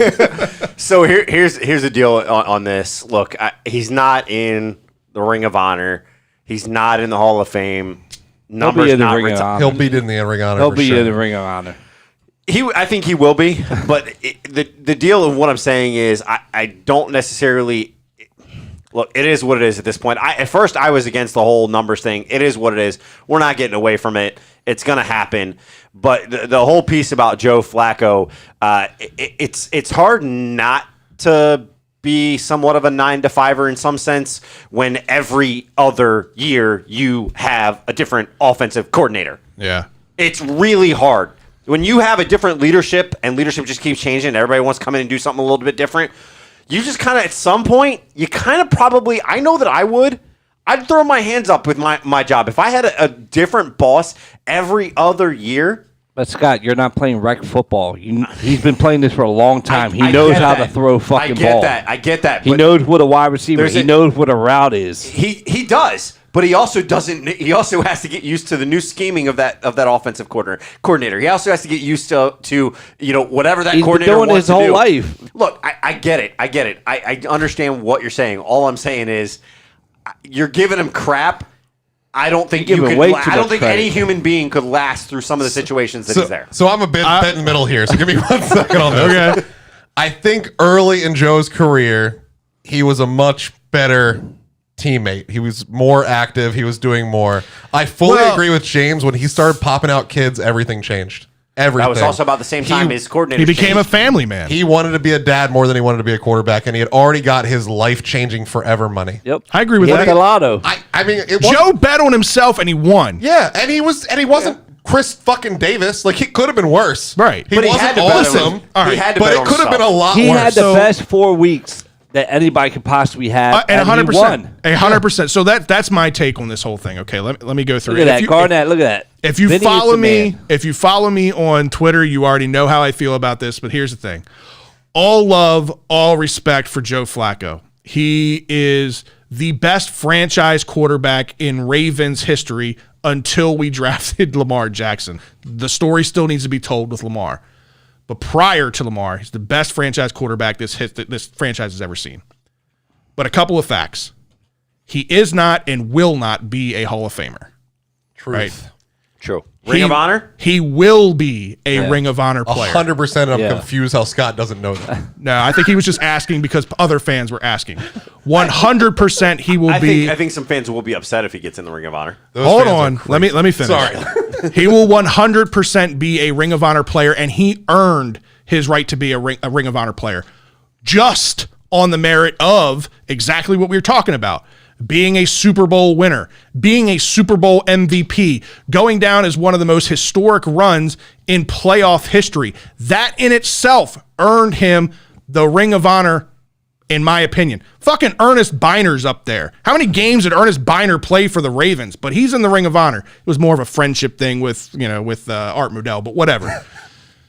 Joe Flacco, when you're talking retired numbers, right? Because that's where this came down to was, well, Joe Flacco, his number should be retired and Hollywood shouldn't have access to it. First of all, there's no written rule anywhere that says a player's number needs to be shelved so long before another player can wear it. Do teams shelve them for a few years before another team wears it out of respect? Yes, but there's no written rule to it. Joe Flacco's been gone now for a couple of years, and nobody's worn 5. Hollywood has a personal tie to that number going back to his college days. Joe Flacco has the Ravens have no intention And there's no way they have anything intention to retire Joe Flacco's number. They haven't even retired Ray Lewis yet. I was gonna say, put him note. They haven't even retired Ed Reed yet. Numbers. They haven't retired Ogden yet. They didn't retire Johnny Unitas out of respect either. You retire those numbers for the select few, the Mount Rushmore. There's 4 presidents on Mount Rushmore. My Ravens Mount Rushmore right now is Ray Lewis, Ed Reed, Jonathan Ogden. The 4th guy could be any herd of Terrell Suggs, Matt Stover. Matt Yonda. You said Matt Stover, threw me off. Marshall Yonda. Could even be Justin Tucker one day. Justin Tucker could go down as the greatest kicker in NFL history, not just Ravens history, right? These are guys that you're considering retiring numbers for. All the respect in the world for Joe Flacco and what he brought to this organization and the Super Bowl that he gave us as a city. But next man up, and Hollywood's the next man up for that. Yeah, absolutely. All right, James, it's time for a social media shout out.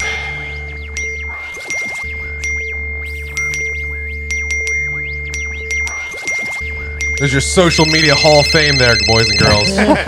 I've seen a lot of you in the chat. Can we retire some of those? that is our Ring of Honor there. That is our Ring of Honor. That is our social media Ring of Honor. We're not retaring any of your jerseys, though. You guys haven't met that yet. If you retire a jersey, you end up in this seat. That's how that happens. But I tell you what. You saying my jersey's retired? I tell you what. By this Joe Flacco talk, the comments are just rolling in. All right, well, we who's might out actually there? hit 100 comments. Let's go. We did. We hit it. Yep, we hit it. So we got Chuck, Drew, Stephanie, Rick, Garnett, Sherry, Joe, Kaylee, Andrew, Kimberly, Craig Zero, Travis, Samuel, Joe, and then real quick, I'm gonna just give a shout out to Justin. He's been watching, commented, and said he's leaving for South Carolina to go see his son graduate from the Marine Corps. So that's awesome, man. Big shout out. Congratulations to Justin, man. That's awesome. He's leaving, but he was watching the show. Appreciate it, guys. Also, Craig Zero, you need to watch on a bigger screen because 100% your comments in there on that social media shout out. He says, "Where is my ring in the Ring of Honor?" He is definitely in that for sure.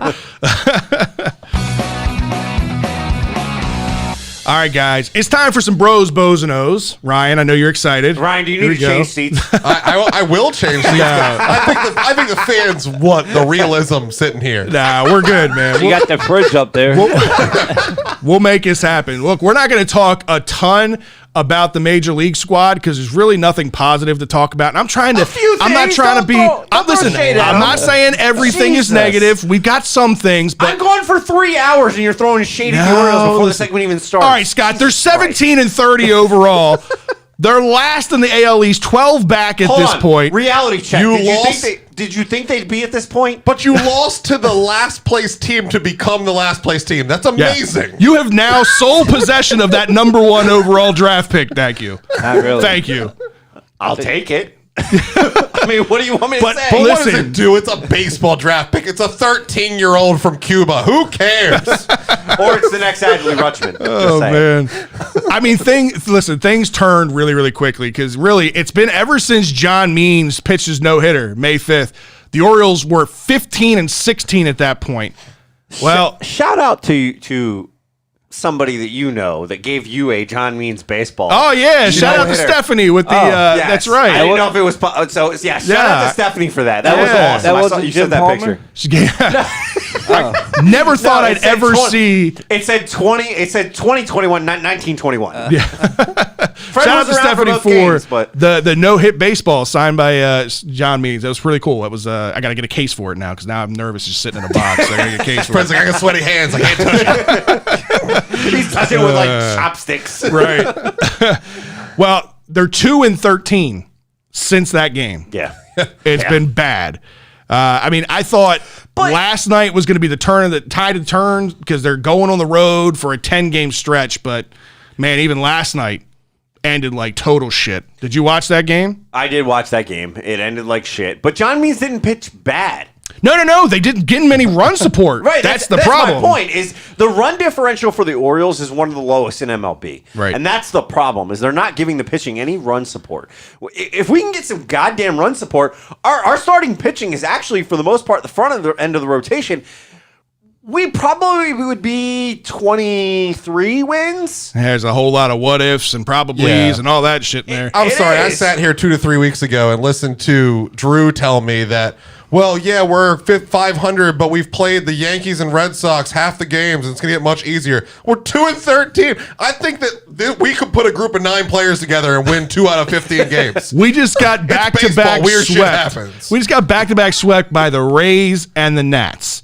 Now, listen, the Rays are leading the AL East right now, mostly because all their wins are against us. But nonetheless, they're in the AL East. They're winning, and we got swept by the Nats. So the Nats are taking our money and our pride now. That's great. And in those series, in the last, I want to say 5 games, we had 2 games where we had 5-run leads, and we blew them. So it's not even just the starting pitching. It's even migrated over to the bullpen as well. So here's what I'm going to tell you, though, right? When you look at the Nats in that situation, the Nats run differential is -12, right? So they're not that far off.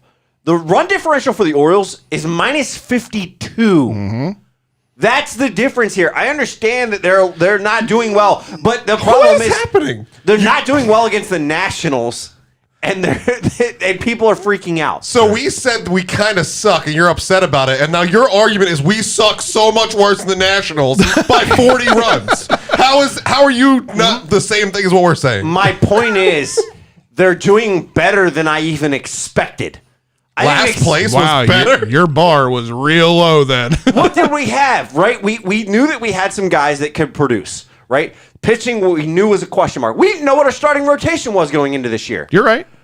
But we hoped that we'd see some of these young guys come up. You're right. We hoped that we'd see progression. But right now, outside of John Means, not a single starting pitcher has an ERA below 5. And not a single starting pitcher is getting run support either. It's different as a catcher, as a pitcher. As a catcher. I understand you're calling that. a game differently if you're ahead versus when you're behind. I get that, but none of your starting pitchers, other than the one guy that's in the running for a Cy Young, has an ERA below 5.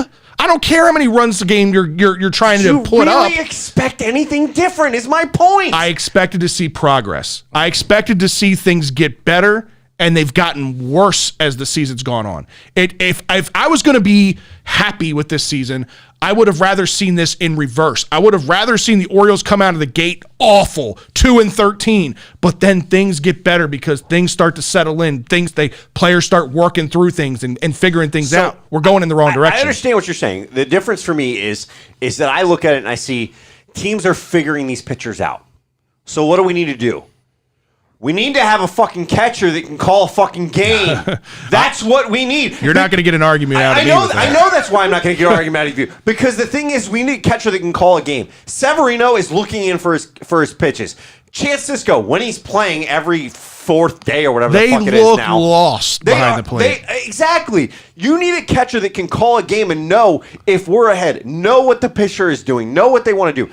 I cannot wait for DL Hall, Grayson Rodriguez, and Adley Rutschman to get up here. We're getting there. I think we're getting there. I think we're getting there faster than people think. I say that because of some of Brandon Hyde's comments surrounding Jorge Lopez. And Dean Kramer's come back a little bit. He got over a hump a little bit in his last start. Wasn't spectacular, but it was better than his previous start. Right. Well, you got to pump the brakes. I was going to say, we got to slow down and temper. People need to temper expectations for the Orioles. We were high because they started well. It's like, oh, these are good. We saw what could be, and I think that's what worries us. But with baseball, it's just like we see with the pitching. Jorge Lopez is the prime example. What inning can't he get past? The 5th inning. Why? Because it's the 3rd time around. Right. It's hard to mix up pitches the 3rd time around. And that's been pretty much everybody's problem is getting through the order the 2nd and 3rd time, specifically Jorge Lopez the 3rd time. But it was earlier on the season, and we knew that this was going to happen. It was a problem with just the starting pitching. The bullpen was still holding it together, still doing a good job. But let's take a look at this for a second. You get a guy like Adam Plutko, who was brought in from the Indians this year. His first 15 game appearances, 21 and a third innings pitched, he gave up 3 earned runs in 21 and a third. His last 3 games, 2 and a third, he's given up 10 earned runs. That's a huge difference there, right? And 3 games, less than 3 innings. Right, exactly. Great. Tanner Scott, he's another guy. He was one of those guys that I wanted to see progress in. He's a guy that I was hopeful could be the closer of the future. Him and Hunter Harvey, God forbid, if he ever gets healthy and stays healthy for a long stretch of time, those two would be your back-end bullpen guys. But even Tanner Scott, he's shown regression in his control and his command. He's got all the tools in the world, but he can't command it. Maybe some of that comes down to calling pitches and all that. Some of that comes down to usage, too. Some of it comes down to usage. I agree. And I think, and that's why I'm saying we could see the writing was on the wall when the starting pitching was struggling so much early in the year that they were relying so heavy on the bullpen that this was inevitable. The bullpen was going to eventually just fall apart. And that's what we're seeing. You're getting Brandon Hyde even considering moving Valdez out of the closer role, not because he's doing bad job as a closer, because he's actually done really well. Some decent, yeah. They're just trying to get more innings out of him. Use him for 2 innings. Use him for... If you're never ahead in the 9th, you don't need your closer. Exactly. Get more out of this guy because I think his change of pace, his change of speed is what obviously makes him successful. And when you've got guys like Tanner Scott, who's throwing 98, 99, but throwing it dead red, it's not doing good for you. Yeah, I mean, the other thing we've talked about their home versus away, right? When it comes down to it, since the beginning of the season, we saw, or not the beginning of the season, beginning of the month, we saw them have the Oakland series and then the Seattle series on the West Coast, right? That's how we started the month. Then we came back and we played Boston. We went up to New York to play the Mets. That didn't work out well, regardless of whether they have DeGrom, because he's been. That team, right. I don't know, without DeGrom, I don't know how the hell they're keeping their head. Did you see him mowing down minor league players the other day? Yeah, it was ridiculous. Hilarious. It was ridiculous. Shouldn't even be allowed. We go out, we lose both those games. You lose 2 out of 3 of the Yankees at home. So we've gone through that home stretch now, really, and the West Coast trip is always rough for us. It always has been. It always will be, right? But now you're seeing them come back. We lose all 3 games to Tampa. We lose all 3 games to Washington. Mm-hmm. Now you're going out on the 4th game of a 10-game road trip, and you're going against Minnesota, right? Minnesota is tonight. Minnesota is beating us 4-2 right now in the top of the 3rd. Go figure. Yeah, but Kramer's been getting some bad calls. Like he had to throw one right down the middle, and the guy just launched it right out of the stadium because he's throwing great pitches on the corners and edges, and the ump wasn't calling for. So I'm not giving Kramer for that one. I thought we weren't going to harp on like the negative so much in this show. Yeah, I feel like all we're talking about is negative. All right, switch gears. Come on, I want to be positive. Right, so who's back? Anthony Santander is back, and he's doing big things offensively. First game back against the Nats, he had 3 hits, including a double and a solo home run. So there is a bright spot in that sweep from the Nats. There's no bright spots in the big league. It doesn't matter. We're racing to the bottom. You're pulling for straws. You got to find something to hang your hat on. Let's look at the minors. The great part is you're either going to use Santander for the future or he becomes a good trade bait. Yeah. And he's becoming a good trade bait considering the fact I don't want to trade Anthony Santander. He's my son's favorite player, right? He's young. He'll get another one. He'll get a lot more. Right. But at the same time, I look at this and I say the haul that you can get for him right now. He comes back from an injury and this is what he does. Right. If he can continue to rake like this, if he can continue week over week, series after series, like he did before the injury, like he did last year, this guy is a Rule 5 draft pick that is showing in the right system, he can really progress. Yeah, I mean, listen, I get what he could bring in trade value. I get what John Means could bring in trade value. But let's pretend for a minute, a week, the rest of this year, that these guys aren't going to be traded, right? And they're going to be a part of this future. Fred, do you have a fever? And let's just pretend. We got to live in a false reality when it comes to the Orioles sometimes. This is weird. Usually we're in opposite situations. You're right. I took my pill this morning, so I'm a little calmer. But here's the thing. Adding Anthony Santander back to the lineup helps in many things. I mean, obviously, it gives you another piece in the outfield, right? A glove that was potentially going to win a Gold Glove last year. He was up for discussions on that, right? In left field specifically. Right. But what it brings offensively, you know what he can do offensively, but I think it even takes pressure off of a guy like Ryan Mountcastle, who we've seen struggle a lot. Ryan Mountcastle's carrying a lot of the load on his shoulders right now, where he feels like he's got to be the guy. He's got to be the run producer. Even though you got Trey Mancini, who is on another level right now, leading the MLB and RBIs and all of that, like he's doing great. Mountcastle was the only name we had in the minors for a long time. That was a lot of pressure that he's lived with for a really long time. Right. But the one thing that he could do and do well, and that wasn't keeping him from being here, was hit. Yeah. And he struggled with that. Now, granted, he did hit his first career grand slam the other day. Congratulations to Mountcastle on that. That was awesome. They lost. But I think they did. They did lose. James sitting in my old seat. James with the dagger. He's just absorbed my personality.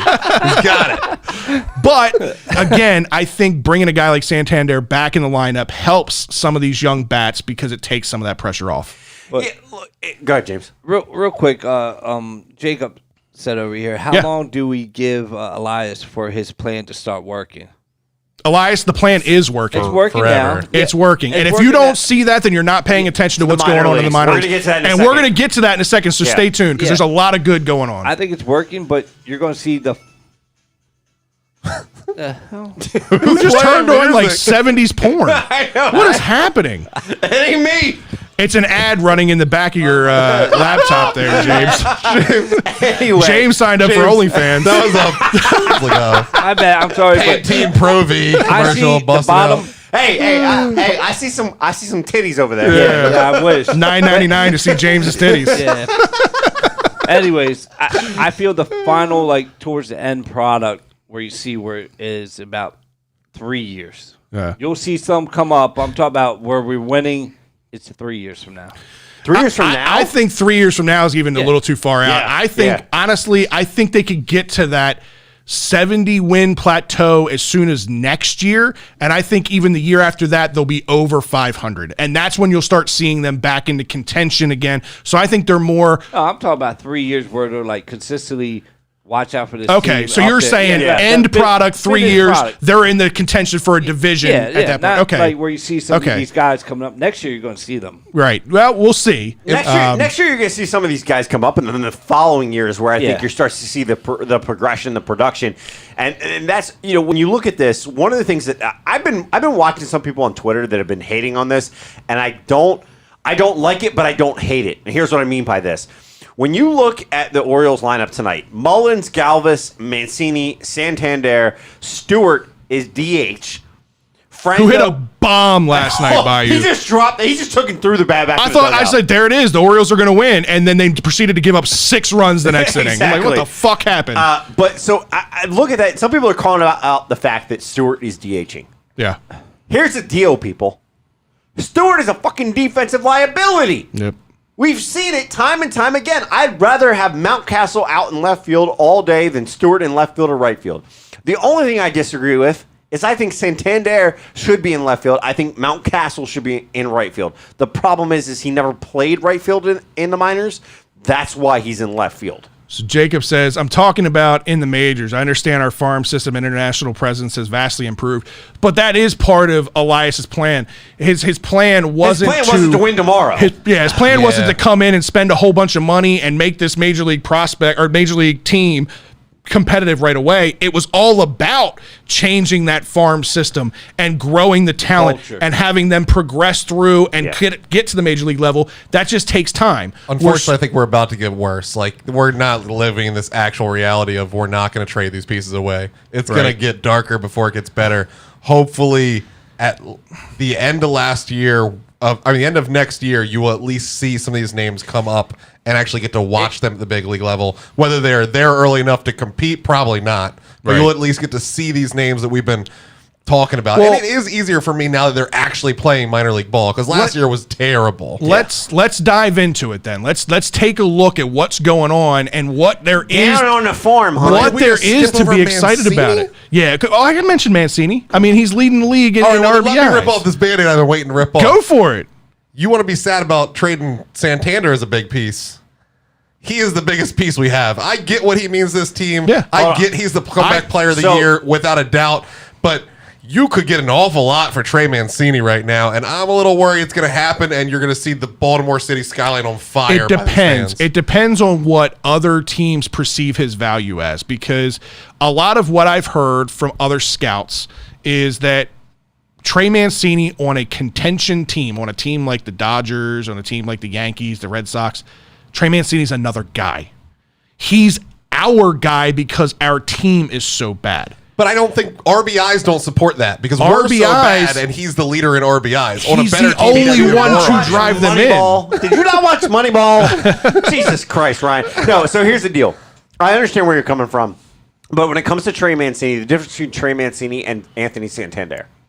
Trey Mancini is a guy that you can build an organization around.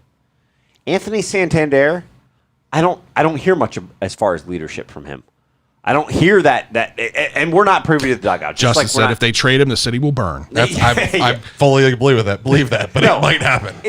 And I understand that thought process, but that's the difference between those two players, right? You can't make that comparison between the two of them because one guy's a guy that has leadership. He's a young guy that's already leading this locker room. We've heard that.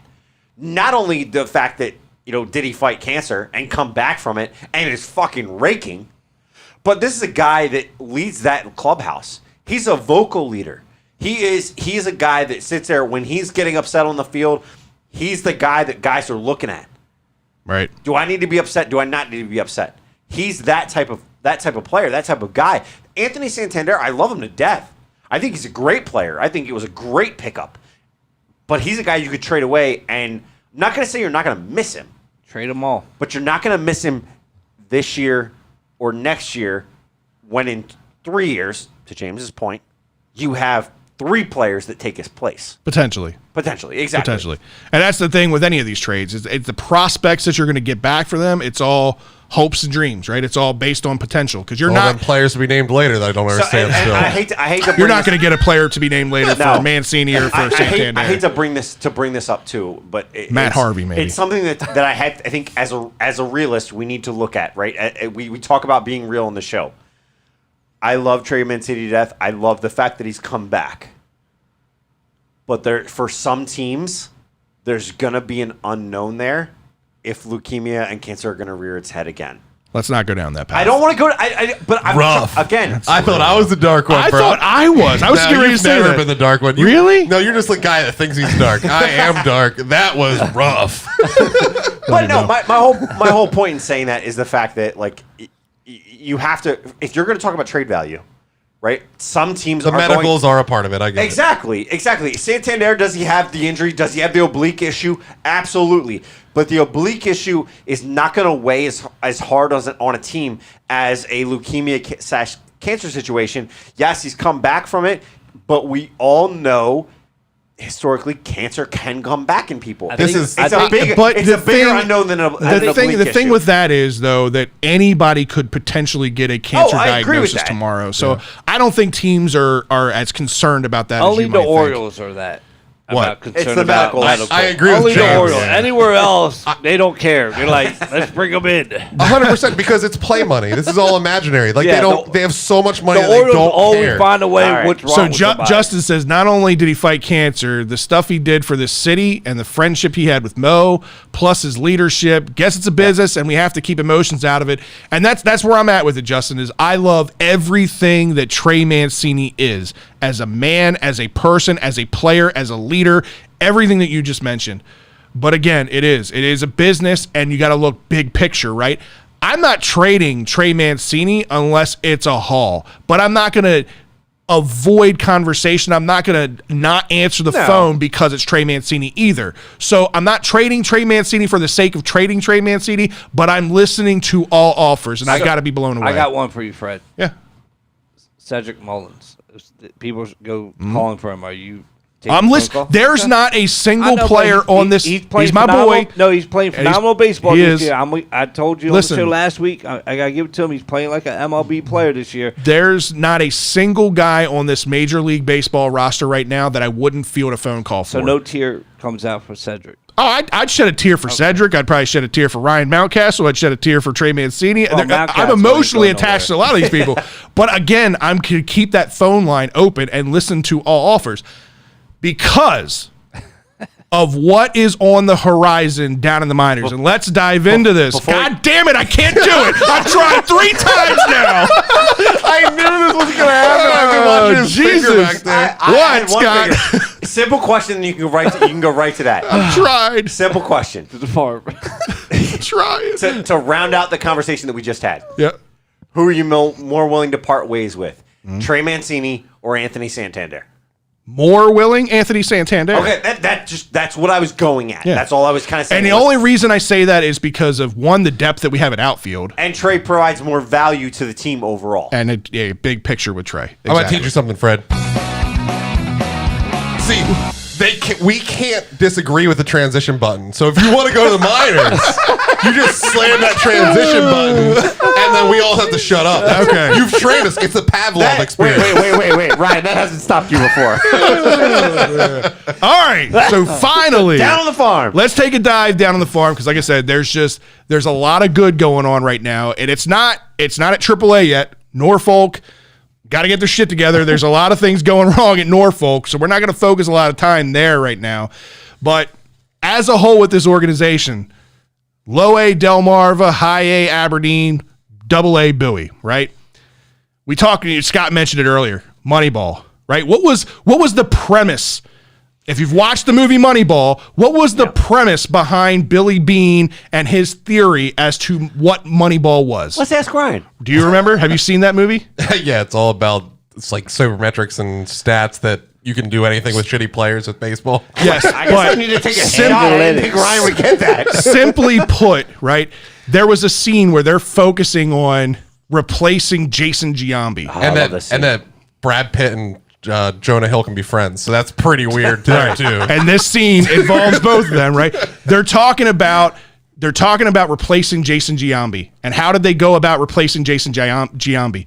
More steroids. It was replacing Jason Giambi with 3 players, and it was all about on-base percentage, right? Yeah. Getting guys on base. That has been a struggle for this team for decades. I mean, it's been a struggle for this team forever, right? Well, things are changing. Right now, down in the farm, Double A Bowie, they're first in the league in walks, 3rd in the league in on-base percentage. High A Aberdeen, 1st in walks, 1st in on-base percentage in the entire league. Low A Delmarva, 1st in walks, 1st in on-base percentage. So I don't know if Elias is intentionally going down this path of a Moneyball type situation, but just focusing on that paints the picture like it. It means 2 things. It means you have guys that are paying attention to the pitches and are studying the pitchers and are learning to take pitches, right? The walks are huge. When you get a guy on base, you're pitching a guy completely different. You and I know as catchers, if I get a guy on first base, the pitch calling is way different. Right. I'm pitching a little bit more outside in case there's a steal. Depending on the batter, I may be pitching a little bit more inside so they can jam them, get the double play. It really depends. But us getting walks is making things happen, right? It's how you score runs. It's how you drive runs in. That's how you get high RBI producers. Exactly. The second thing that's happening here is contact baseball. Yep. Right? We are looking for the contact, not for the home run. Home runs, they will come. They will come. That was the whole point of Moneyball. Home runs, they'll come here and there. It's all about getting guys on the base path. Yep. Because if you get guys on the base path, maybe you can steal some signs, but you can also... That was the premise of Astro Ball, I believe. Yes, exactly. but you can also put pressure on the pitcher. You put pressure on the defense, right? And you capitalize on the mistakes that they have. That was one of the great scenes about that. Not only when they replace them, but coming back. One of my favorite grouping of scenes is when they're actually talking to the players and they're saying, "Take more walks. Yep. You don't hit the ball when you're swinging at this pitch. Why are you swinging at it? I wish that was around when Adam Jones was here." I knew he was going there. But the whole point of it is the fact that these guys are doing that in the minor leagues. Not only are we giving them all these tools at the major league level, right, but these guys are getting exposed to this stuff at the minor league level, and that's when it gets to the major league level, it's just going to be like secondary nature for them. Right. And this is just one of the exciting aspects of what's going on in the minors right now. Your favorite pitcher. Let's talk some pitching, right? Because that's obviously a big issue right now going on at the major league level. We need pitchers. We know the big names. We know, the Grayson Rodriguez, the DL Halls, and they're pitching phenomenally right now in the minor leagues. But a guy that I was high on that I wanted to see get a chance this year, Michael Ballman, returning from health. He's returning from his injury stint. He had his first 2 rehab starts at Aberdeen. They're kind of slow-footing him in, not giving him a ton of innings. But so far, 2 starts, 5 innings pitched, 0 runs. More importantly, 0 hits, 3 walks, 6 Ks, a .60 whip. Fucking impressive. Even I know that's good. Yeah, that's damn good. Now, granted, this is Michael Ballman, who was at the AAA level, I think, as high as AAA level last year. This is at high A. He's moving up. He just got promoted to Bowie, so he'll make his next start, I think, either tonight or tomorrow. I think he makes it tomorrow. Right. But the counter move to that is another name that Drew and I talked a little bit about. Scott, you talked a little bit about him too. Yeah. With Ballman getting promoted, Kyle Bradish now takes the jump from Bowie to Norfolk. So he's knocking at the door. He's a guy you could see by All-Star break. He could very well see. And he starts tonight for the Tie. This was the premier prospect in the Dylan Bundy trade. So if you don't know his name yet, this was the guy that we got back from the Angels. That was the cream of the crop from the Dylan Bundy trade.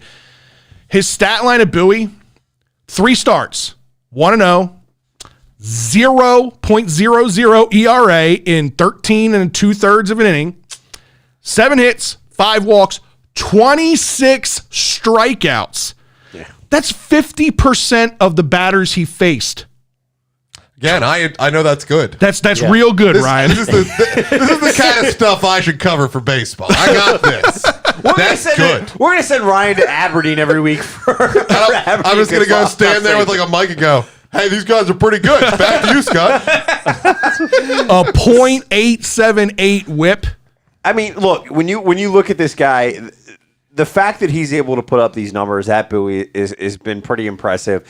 And they say his movement's well. Look, it's 13.2. This is the only knock, right? 3 starts, 13.2.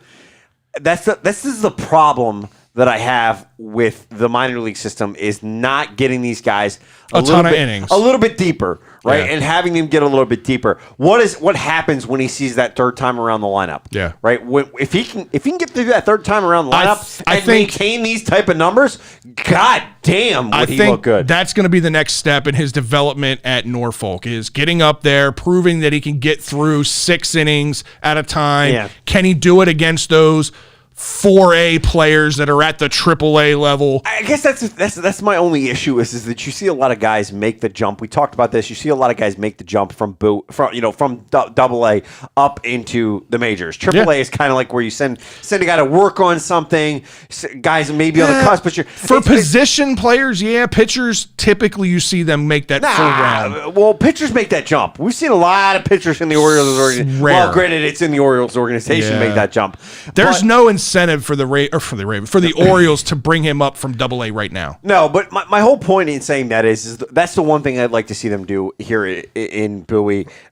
In Norfolk, I'd really like to see them stretch him out. Yeah. I'd like to see him get to the 6th, maybe the 7th inning consistently to know that this guy at the major league level would be able to at least get through 6. Right? Or you keep him at a 0 earned run average in case you want to trade him for 3 other pitchers. Ryan, no. This is where I'm going to stop you. We're not trading these guys. These are the guys that are part of your future. This is what you've been building for. To kind of go off that, Ryan, these are the guys that at the major league level you don't know what they can do. So their value is Ryan's all about numbers. Let's just duplicate. Way low. Hey, that's why baseball We've got works. 5 teams to field. Let's just keep duplicating. Almost all baseball players that get drafted are terrible, and so you just need more and more players to find those 8 guys that are good. That's how baseball works. Joe. Tell him. No. This is why I can't handle baseball. It's because almost all of them are terrible. You're just going to be. My grandfather was drafted by the Pirates. So here's the deal. He only had 1 thumb by the time I knew him. Must not have been very good. No. Here's the deal with this, though. Like you're making comparisons to leagues that don't have developmental leagues. You have to look at if the Ravens could have 3 developmental leagues. Do you know how good the Ravens would be? We would actually be able to produce a wide receiver that can catch a fucking ball. They don't agree with you because if they did, they'd put some money in the XFL. Well, The XFL. that's the NFL. The NFL wants all the money for themselves. That's the difference. There's not a lot of money. I'll be honest with you. There's not your money in the minor leagues it really comes through your ticket sales, Beer sales. Your ticket sales. If you're the Charlotte Pelicans or whatever the hell it was, the South Carolina Pelicans, Myrtle Beach Pelicans, it's $1 beer. You don't care about your beer sales. But no, it comes. Wasn't down, a whole lot of girth to that beer. No, there wasn't. It was a thin beer. It was probably it was probably 16 ouncer, right? It was like a Scott deck. Jesus fucking Christ. I had to do it. I Like you can't guys do were doing this. it all show last week, so I had to bring something Jesus up. Christ. Anyway, He already talked about Mark Andrews' bulge before you got here. I heard Almost ruined $1,000 worth of shit here. he almost spit that out of his nose. I saw that. He had his Scott V moment. Anyway, but in the Jesus. minor leagues, what you're looking at here is ticket sales, right? This is where you're trying to make a productive product and a competitive product, and that's what's happening down there. To Fred's point, those numbers that Fred hit on, those are huge. We talk about Ballman, we talk about a lot of these guys, we talk about Rutschman hitting that bomb that he hit, not only off the scoreboard, but the 3-run homer that he hit for 445 feet, which is a professional fucking home run. Mind you got to set the mood for that hit. It wasn't just a 445-foot Exactly, bomb. yes. This was like, the shit that movies made out of. It was in the 9th. They're down by 3. It's 2 outs. This was a for love of the game moment. This For love was, of the game moment. this was that, that feel good moment. And he even admitted after the game when he talked about hitting that bomb that he was full of all kinds of emotions. So he's going around the bases. If you're trying to sell tickets to Bowie and you're trying to sell jerseys and buoys and T-shirts Then you should and more sign beers, Tim Tebow. no, stay away from Tim Tebow. I know, Adley Rutschman it worked out for the Mets. Adley Rutschman is worth the price of admission on himself. As good as Yes, Bowie is agreed. as a team right now, Adley Rutschman in itself is worth getting down there and watching him hit. I mean, granted, listen, his average isn't great right now. I think he's hitting somewhere around like the 255, 260 mark. It's respectable, That though. will come. But let me tell you, when this guy hits the ball, It's gone. it is a thing of beauty. I mean, he's got a super sweet, smooth swing, but every home run that I have seen him hit has been over 400 feet. Adley Rutschman just needs a little bit of discipline. That's his big thing right now. It's just working on his discipline at the plate. If he can work on his discipline at the plate, it'll translate. Yeah. Hey, Birdland BS, I want to tell you a secret. I don't know if you know this, but Scott and Fred were both catchers. They don't mention it very often, but that's really important to them. So they really like Adley. So if you could put any nice comments about Adley and how catchers are like the greatest people, that would be really appreciated. I don't know if anyone go to out me there for a knew. I don't know if anyone out there knew that they were catchers, but they every once in a while mention it. But it's a little sly usually. Oh my God, Ryan! If you only understood baseball, Jesus Christ! I've been waiting for that for so long. What a dick. We've all been catchers. Anyway, All right, so we're Anyway, sticking with. not even the catching is not the only good thing in the minors. Yeah. We've seen some good pitching. No, that's what I'm saying. You got a guy like you get Bradish at Bowie, Grayson Rodriguez, who's the prize prospect that we're all keeping an eye on right now in Aberdeen. 4 starts. He's 2-0. I'm calling it now. This weekend, we need to go up and see him. I'm up for it. Yeah, 4 starts, 2-0, 1.47 ERA in 18 and a third innings pitched. Only 9 hits, 3 walks, 31 Ks. 31 Ks in 18 innings. And a .709 whip. I'm just sitting over here laughing because this is like the third thing Fred's planned this weekend for me, and I'm supposed to work all weekend. So, boss, hope you're not watching. Ryan will not be at work. Ryan needs to be exposed to the minor leagues and how things actually work. Fun things sound better. But listen, all right, let's hone it in. All right, listen. All this good we're talking about around Bowie and Aberdeen And it's not even the best part of what's going on in the minor leagues right now with the Orioles. God damn, Delmarva looked good. Delmarva is ridiculous. Ryan, you missed an opportunity being down there and not going and watching this team. Two players. Literally the night he was going down there, he asked me, he said, who's the guys that I should be watching when I go down there? And I said, Gunnar Henderson and Jordan Westberg. And both of them went off that game. You would have been thoroughly impressed. Hey, Ryan, right? where were you? I asked. My wife said that she felt like going to Aberdeen Ironbirds was the same thing, so we should do something fun at the beach. And I obliged. I get it. But man, the talent level down there right now. Kaylee, we need to have a talk. Are they? They're still. Are they still Clearly, low A she doesn't watch baseball. or now they're low A and Ironbirds? They've are always next? been low A, but they're low A, and now Aberdeen is high A, which was Frederick. Okay. Yeah. So Frederick is just out of the equation. And we don't have Aberdeen's one of high A. those weird short season A Short season's things. gone. Okay. Short season's gone. Fred, I Yes. just want to give you a heads up about Ironbird Stadium. You're not going to like the experience of a home run there. Why? Because it goes out to nowhere. No, because my neighbor, he had season tickets there. They redid the field, got a new scoreboard, which is nice. But when they hit a home run, they flashed the lights. What are you saying? I'm an epileptic? You said you didn't like when they did it in football, like, Oh, that. They do it at Camden Yards now. I got you, yeah. During a home run. So No, it's so different. During the Ravens game, that was crazy because one, I didn't expect it. Two, I was jumping up and down, and then they started, and it was a night He game. was drinking since 8 a.m. It's really and hard. I had been drinking since like 8 a.m., so yeah, it really messed with me with that game. So in part, Fred wasn't empathetic. Also, I'm almost a little confused when I first went. I couldn't find that giant raven that always flies in. It didn't seem to People be on the legit field. thought that was real. People legit thought that was real. Anyway, let me talk about Delmarva. Let me talk about Delmarva. We're going to talk about it after hours. Shorebirds. Hours to talk about how CGI works. Shorebirds are 13-5 right now as a team. Like this stuff. This is probably the most exciting series so far of the year. They've got Lynchburg coming in, who's also 13-5. They've surrendered only 65 runs so far on the year, second lowest in low A. Delmarva scored a league high 141. They've almost tripled what they've given up. So this is going to be our strength versus their strength, and it's going to be a fantastic series to watch. I've probably told this story, but did I tell the when I was there for the game for the $10,000 coin the person won? You may have told me. I don't think you told it on air. So I went to Salisbury University and went to many a Delmarva Shorebirds games, mostly on Thursdays for $5 beer night. When Pretty great nothing time. else mattered. Yeah, when nothing else mattered. And I also like toss a ball into the hula hoops. That's pretty awesome. You guys should always do that at minor league games. Good you're job. talking about with the tennis balls? Tennis balls Oh, into it's the great. hula hoops. The Fantastic. Best. Okay, do it at Major League games. I spend like casino money on tennis balls. I don't know why. Anyway, I was there. There was been this sign there for the whole time I had been in college, probably 5 to 6 years. I went to Salisbury University and then the community college down there.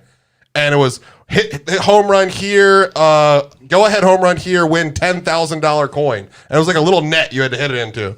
They never figured they were paying this shit out. They're like, this isn't gonna happen.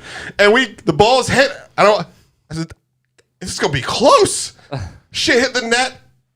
Everybody was like, what? Did they hit the net? I was freaking out. And then somebody won the $10,000. Come back next week. It's like, hit this net, win $100.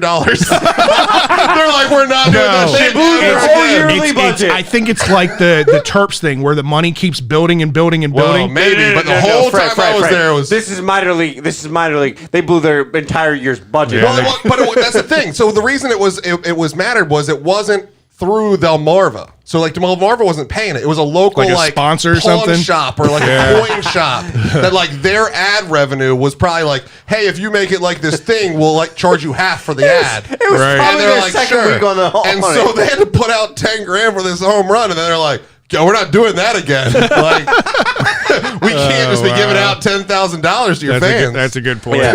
So, But anyway. so here's the thing about Lynchburg, right? Lynchburg they are the minor league system for the Cleveland Indians right Yep. now, Yep. right? So Cleveland Indians, they're kind of in an in-between stage, right? Obviously, Lindor's situation hurt them. I think with that they got a lot of minor league prospects, but they're not guys that are going to be able to make the translation over to the MLB. So look, I get that we're going on that. I don't take too much into that, but what I do take into is the way that two of these guys are playing. We mentioned Gunnar, but another guy to mention is Jordan Westberg. Yeah, that's what I was saying. These were the two guys I told Ryan to go down there and watch. He's player of the week. Yeah, back-to-back player of the week between Gunnar and now Jordan Westbrook. Yeah. 10 for 19 this past week, hitting .526 with a 1.41 OPS. Ryan?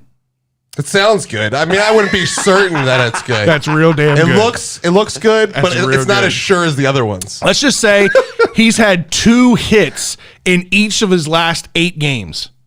Yeah, so That's pretty good. that's pretty good. Not just an 8-game hit streak, That means 2 he's hits. basically hitting He's got 500 a every game. 8-game hitting streak of 2 hits a game. So he's hitting 500. 526. 526 is what he said. Yeah, it's really good. That's real That damn number good. I'm sure of. The 1.414. Not so sure of. I'm not that good. OPS, that's damn fucking good. In the major leagues, that is MVP candidate. He's also Right. playing against like high schoolers that'll be like working at McDonald's in a couple years. So Because we'll see. he's also a high schooler that was working at McDonald's last year, right? Like, that's Yeah, all right. these guys are. His teammate, Gunnar, that we talked about last week, winning the award for Player of the Week, breaking the top 100 prospects. He's 19 years old. He's our shortstop of the future. Jordan Westbrook, they're still unsure if he's going to be a second baseman, if he's going to be a third baseman. But either way, you're answering a lot of questions with infield help that this team has needed for a while. Gunnar, even after winning the Player of the Week last week, hitting .339. This is what he's doing for the year. .339, 5 home runs, 5 doubles, 25 RBIs, all in 62 at-bats. That's ridiculous. That's pretty ridiculous. Yeah. 9 walks. He's got a .417 on base percentage, which is fantastic, which is great. Stealing, not a ton, but he's 3 out of 4 on his stolen base attempts. That's pretty damn good. That's pretty damn good. The only knock, if there's anything that you can knock him on, is he's striking out at a kind of high clip. He's got 17 Ks and Discipline. 62 at-bats. Discipline. That's what it comes down to. Is you got to have discipline. Right. But overall, like let's look at the whole picture, right? Our top 3 picks from 2019, they're doing damn good. Adley, Gunnar, and Kyle Stowers, which most people don't recognize his name. He's playing well at Aberdeen. I'd like to go. That's what I'm saying. I'd like to go see him this week. We saw him. You and I saw him. So when we went up to Aberdeen the last time with Chris Hoyles, Well, wait. Let's be real. we were sitting like arm to arm with Chris Hoyles. I see. I texted him when I got there. I was like, Chris, are you here? He's like, yes. I've saved you a seat. I saw him, and Chris, he's sitting there drooling over Chris Hoyles the whole game. God. And I'm let like, me hey, guess, did he you see that hit? didn't He's like, say what hit? anything No, to him. I did. You No, did? I did. No, we both legit Yeah. did. Like, it's actually a pretty cool conversation. I'm super proud of you, Scott, because we ran into an Orioles player and I couldn't get this We man to say ran into shit. Mike Wright at Home Depot. Who gives a shit about Mike Wright? You drop a Birdland BS card and you move on with your day. That's what you do. Wait. I'm dedicated to this. Hold on. This was after he was with the Orioles. This is when he was with If Seattle. you're talking about dropping a Birdland BS card, you might as well drop it on the ground because he was horrible. He was horrible. When he was here, Did you not? Wait. That was he wasn't even here anymore. Ryan didn't tune into that. Like, portion of the show. I got the shell and tell cards on point, bro. I'm ready. Hey, Dropping him in every Jeep. If He's you got want a to check top this down. out, check it out. If not, throw it away. Have a good day. Yeah. Have a good day. The greatest sales guy ever. Ryan needs to go to Vegas. Greatest marketing guy ever. Yeah. But Ryan's no, just going to drop off a Birdland BS card at every Vegas. to your point, Kyle Stowers, who right now is lighting it up, doing very well up there at Aberdeen. He's the only question mark about him is where he's going to end up playing. Right now, I think he's playing majority of center field. He's got the speed. He's another one of those top of the order, very similar skill set to Austin Hayes. Yeah. A little less power than Austin Hayes, but a very well-rounded hitter. So here's the thing. I hate to say this. He's a guy that long term could be your Anthony Santander replacement. Maybe. I feel like we're gonna have a lot of carbon copy long-term. guys. I said long-term. If Hayes can avoid the injury bug, stay on the field and stay healthy. You got Hayes, you've got Cedric Mullins, and then you got Don't you say DJ Stewart? no. Then you got Stowers. I'm saying 3 guys that are basically of the same type of mold. Okay, 3 okay. top of the lineup, more projected center fielders than they are corner outfield guys. Yeah. When you think of a corner outfield guy, you think of a guy with power. You think of a Mancini. You think of a Santander. Yeah. You don't really think of the Mullins, and Hayes and those guys. No. Fair enough. But that's just my opinion on that one. Oh my! Oh man, here we go. Is it that time? It is. Okay, we got the Shell and Tell in the house. Yeah. And Shell and Tell broke our barriers last week. We talked about the Maryland baseball team for probably the first time ever. And we're going to continue that We've talked trend. about the lacrosse team a few times. We're going to continue that trend because no jinx here after discussing the Maryland baseball team last week for possibly first time ever on Birdland BS. Baseball continues to win. They now won another series against Michigan, now 26-15 overall. Last week, in the regular season, there were 6 straight series wins, 13 out of the last 15, 21 out of the last 27. So basically, they're the anti-Orioles. That's basically what they are. They're playing really, really good baseball right now. They're ranked for the first time since 2017. They're playing for a potential tournament bid. So they, again, winning that series against Michigan was huge.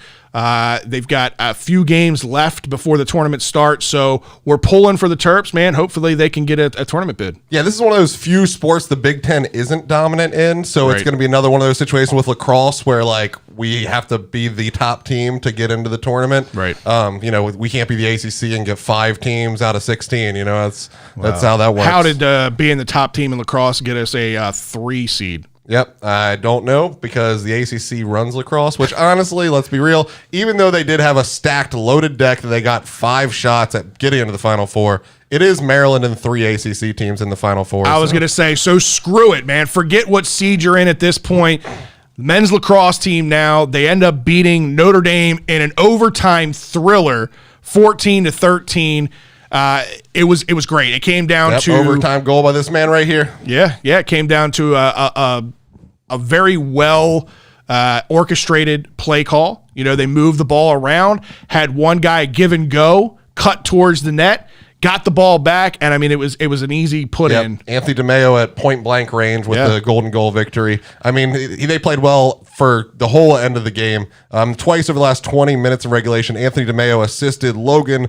I'm going to try it. Wisnauskas on goals against the Irish goaltender. And then in overtime, they repaid the favor and went the other way. Logan threw the ball to Anthony DeMeo on that payback for the golden goal. So nice. So Maryland now 14-0, headed to the Final Four. They got Duke coming up this weekend. Hey, on Coach K ESPN won't play 2. us in basketball, but we're going to see each other in lacrosse. Awful. Right. What's up, Scott? No, I'm going to chime in. I actually saw this game on TV and then seeing the highlights again. It was pretty impressive the way these guys are playing, right? This is a competitive. I've seen a lot of lacrosse, especially being here in Maryland. Yeah. Maryland, there is a lot of lacrosse forced games. Down your throat in the state. It is. And these guys are pretty impressive the way they're playing. They're playing at a high level. I think the play calling, the offensive play calling, and even to an extent the defensive play call, as much as they, this game went into overtime, they've actually been doing pretty well defensively as well. This was their worst game defensively in a long time against Notre Dame that I think we saw. Notre Dame's a good team. That's the thing, is they're a top tier team that this team is going against, and they were able and they got to play a home game by accident. They're the lower seed. Right? Yeah. So, but I think overall, like to see this team perform the way that they did, and being that we haven't heard a whole lot in the past several years about Maryland lacrosse being a top tier team, they're kind of proving that it's kind of like the football team, right? They're kind of making leaps into that stratosphere to be able to say we're getting the right recruiting, we're getting the right players, and we're having the right play calls at the right times to win games. Right. Some of their games, yes, they've been close, but some of them have also been blowouts, which shows you that the offensive scheming for them has been well. The defensive scheming, the goalie, I'll be honest, I've watched some of the games. The goalie is a little suspect to me. Right. But at the same time, the rest of the defense kind of makes up for what he lacks in, and then obviously the offense really makes up for what he's lacking in. And in this game, 14-13, that's a pretty big game for lacrosse. Yeah, lacrosse, a good lacrosse. I love the whole sudden death thing. Fuck it, the next team that scores wins. Oh yeah, I love that. And listen, it was almost an all Maryland matchup in this Final Four matchup with Maryland because Loyola took Duke to the final wire in that game. Loyola is usually a top-tier team. Loyola, yeah. I mean, you got Hopkins, Loyola, Towson, Maryland. I mean, all of these teams are great. I mean, it's this is kind of the heartbeat of lacrosse. Just like in the South, you have football is huge in the South. The SEC obviously is huge. You know, with this, it's weird because the old ACC, that was the cream of the crop when it came to lacrosse, right? Yep. That was what it was, and really, I mean, in Maryland here, we are born and bred to an extent. A lot of born and bred guys are Maryland lacrosse guys, and it's great to see actually Maryland Terrapins in that hunt now and making that leap to say, we are a true competitor in this division. We're keeping it home. But it's a little unfair to say you don't hear about this lacrosse team very often because we expect this, because this is who they are. But they also haven't been in the tournament. They haven't been in the tournament like Scott, they you're have completely wrong. They've been to the Final Four 6 out of the last 7 NCAA tournaments. They only missed one Final Four in the last 7 years. Okay, all right, fair enough.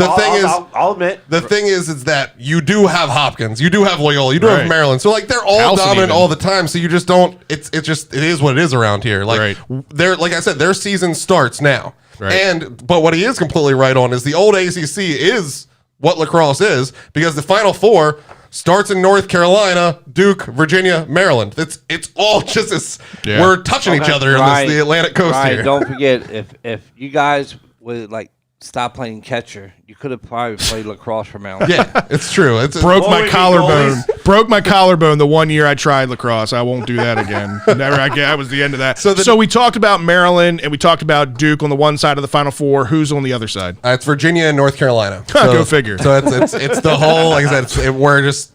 The whole East Coast is meeting up for this Final Four. You know another hotbed for lacrosse that you wouldn't think it's kind of weird is actually Denver is in Colorado. That's another hotbed for lacrosse. It's weird how California. Yeah, in California. It's like these 3 really centralized areas that are just hotbeds for lacrosse. You would think Florida would be a hotbed. Nope. Not at all. Florida's terrible with lacrosse. They just do not care about it down in the South. Right.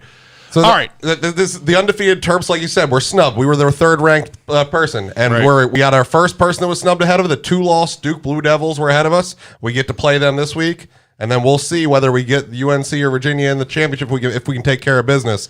But we're pretty much getting what we wanted. We wanted to take our shot at the ACC teams. Right. We wanted to prove they were overrated above us, and you got it all lined up right in front of you. Well, we got 2 teams, two Terp teams out there with national championship aspirations, the baseball squad and the men's lacrosse squad. Good luck to both of those teams. Let's shift focus to a squad that we talk a lot about on the show. It's kind of what the premise of Shell and Tell was built around, the basketball squad, the men's hoop squad. Not a lot of good news around there recently. It's been a rough go the last couple of weeks. Really hoping that turns around this NBA draft deadline. We see some more good news. Well, the latest of the not so good news around the hoop squad, assistant coach Bino Ranson has decided to accept another job at another school, going up to DePaul. This is going to sting. And it's going to sting for many reasons. Is that an odd choice, by the way? It's money. It's all money. It's money and career. So DePaul has been terrible, really, really bad. And so if you go there and turn it around, you can hang your name on that and say, I did that. And it's a lot easier to turn around a terrible program than a mediocre or a good program. But let's be real. It was also a legitimate raise that the Terps refused to match. And that's ultimately what it came down to. We're pretty much broke right now. The Terps program right now is cash poor. They just do not have the money. They did just extend Brenda Free, so I think that was the last bit of money that they had. We'll jump ahead to that then. Brenda Free's today on the women's side got her extension through 2027, I think it is. Yeah. The 2026-2027 season. When's this lifetime contract going to come into play? I don't know why it was so short. Yeah. 100% this is deserved, but this is one of those ones you need to just roll out the carpet and say, hey, we'll guarantee whatever you want, Brenda. $100,000 we'll for give every you the year Pat till Summit you're 80 treatment and $50,000 from there on. You let us know when you want to leave. We'll give you the Pat Summit treatment. You stay as long as you want to, and we'll pay you handsomely the entire time you're here. Congratulations, Brenda. I'm glad they figured out how to make that work. Well deserved. But getting back to this Bino Ranson decision, right? So the bigger impact with this isn't just going to be the X's and O's. You and I really can't speak to what he brought in the locker room, what he brought in X's and O's, but what we can speak to is what he brought in talent and his ability to recruit, and especially recruit locally. Yep. And that's where this is going to hurt the most. Yeah, I mean, he brought in Daryl Morcell and Jalen Smith from Baltimore City. You got Eric Ayala from Delaware. Diamond Stone was his, like, giant 5-star prize, you know, with all the baggage he came with in the 1 year that we got from him. Justin Jackson, who was great until the shoulder injury. And then this year, we still have three of his players on the team, and Julian Reese, Ike Cornish, and James Graham. They're all highly recruited. That's what makes me the most nervous. Like, these three names are what this team is built around for the next 2 or 3 years as far as this team's success. Julian Reese, Ike Cornish, James Graham, all phenomenal talents. And if they potentially want to jump ship because Ranson's not here anymore, that could be catastrophic for this program. But I think DePaul helps that not happen. They could go somewhere else, but I don't think they're following him. Right. Which helps a little bit. I do think that it hurts. It's one of the big people that they built a relationship with. It's one of the reasons they came here, and you took it away. And now you have that, you know, this transfer portal's open to so many people there. Everyone's jumping ship. Right. You now have these true freshmen, everybody but James Graham, who I was still a true freshman, but Still at least a true freshman, but he he got was some here exposure. with the team last year. He's Yep. built some rapport.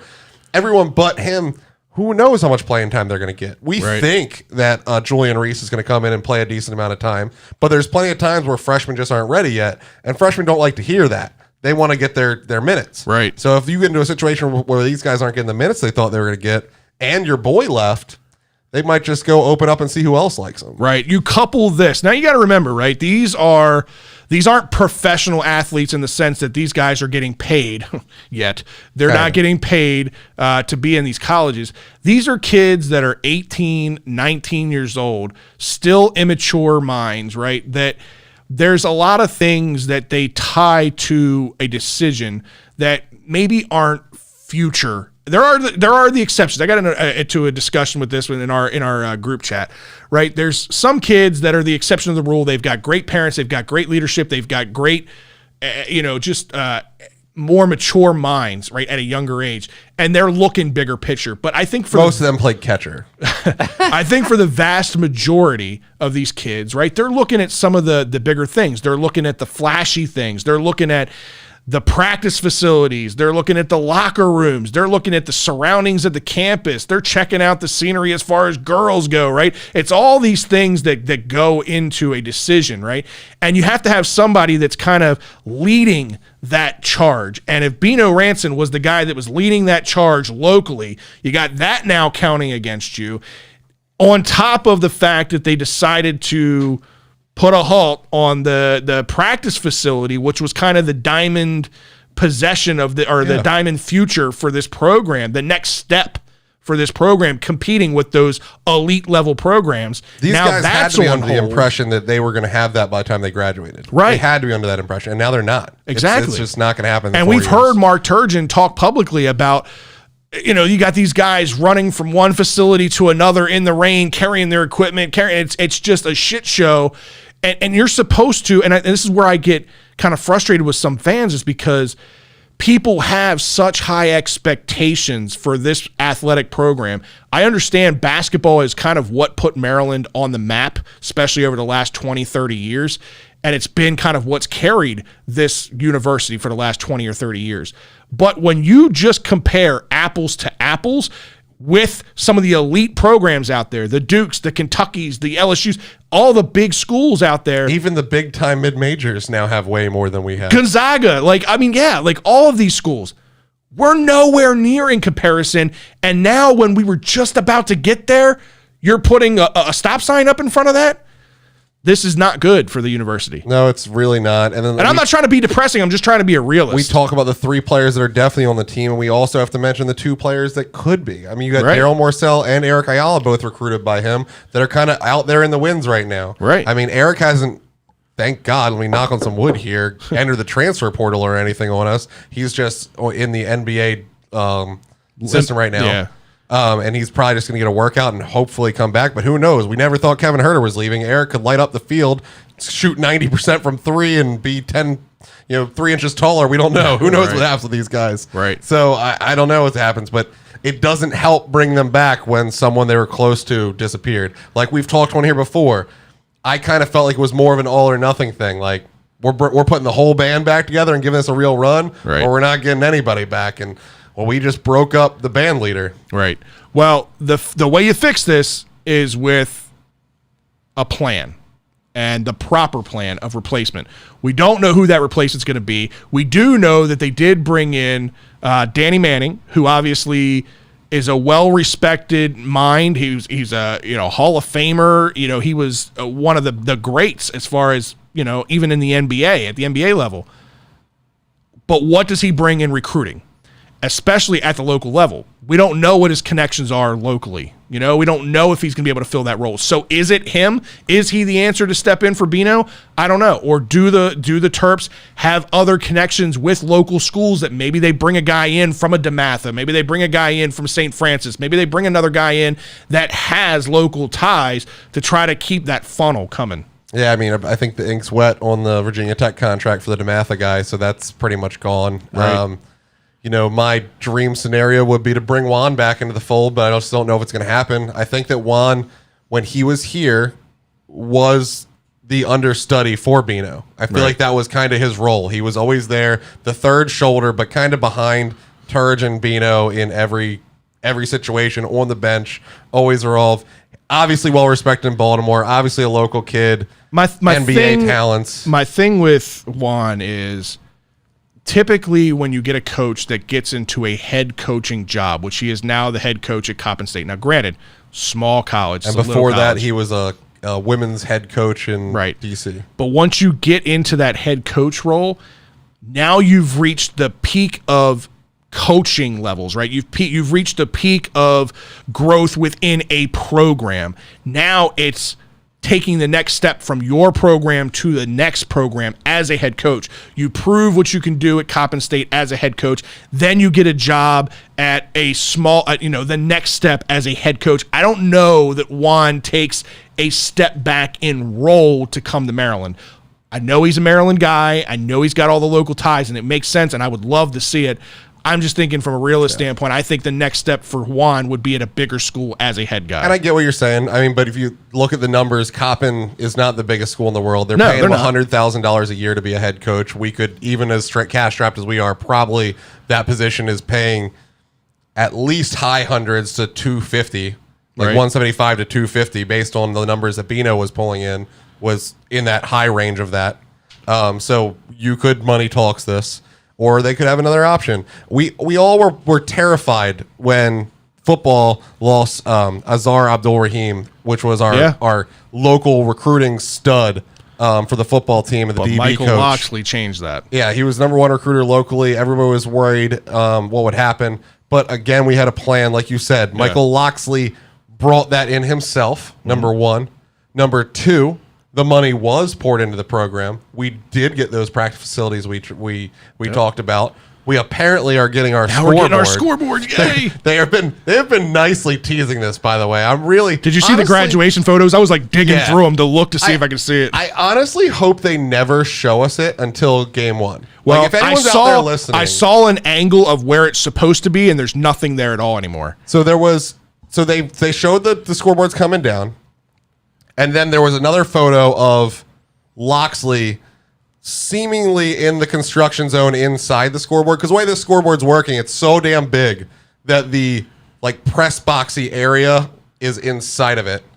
And so it looked to me, and it was the vision of him looking out onto the field. So you couldn't see anything was. But I really hope they just keep giving us these weird teasers and never show it. And let me walk in there against WVU in 103 days and look up at this monster. Now, after game one, you can go ahead and show it. Speaking of that, we got to announce the exciting news with the football program. Yes, 100%. Yeah, so you will 0%. You will be able to be in there and look up at the new scoreboard, and not only be in there and look up at the scoreboard, but you'll be able to do it from your seat. From my seats, which is the thing I was most nervous about. I was sure we were going to get fans back this fall. I was not sure it was going to be at 100%, and I also wasn't sure if they were not going to do 100%, whether they were going to leave those ads circling the lower bowl, which happened to be right over top of my seats. I snuck down there in the spring game. I sat right on top of that Planet Fitness sign where my seat is, just to say I sat there for a second. So I did get my spot. But yeah, they say 100%. Right now, they're still saying with masks. We all know everything can change. They gave me 3 schedules last year, but it's a really good step. They could have easily announced we're at 50%, we're at 75, then we're at 100. So to go, our goal is 100, basically, they've put it out there. That's a really good sign. Right now, they say with masks. Hopefully this summer goes so well, we're not even going to be masked in there. Well, Who knows? Terps got 12 games on the upcoming schedule. 7 of those, it's weighted towards the home side. 7 of those are going to be in Maryland. So we got a lot to look forward to. We'll be there. And we're already working on our away trip. A little debate here.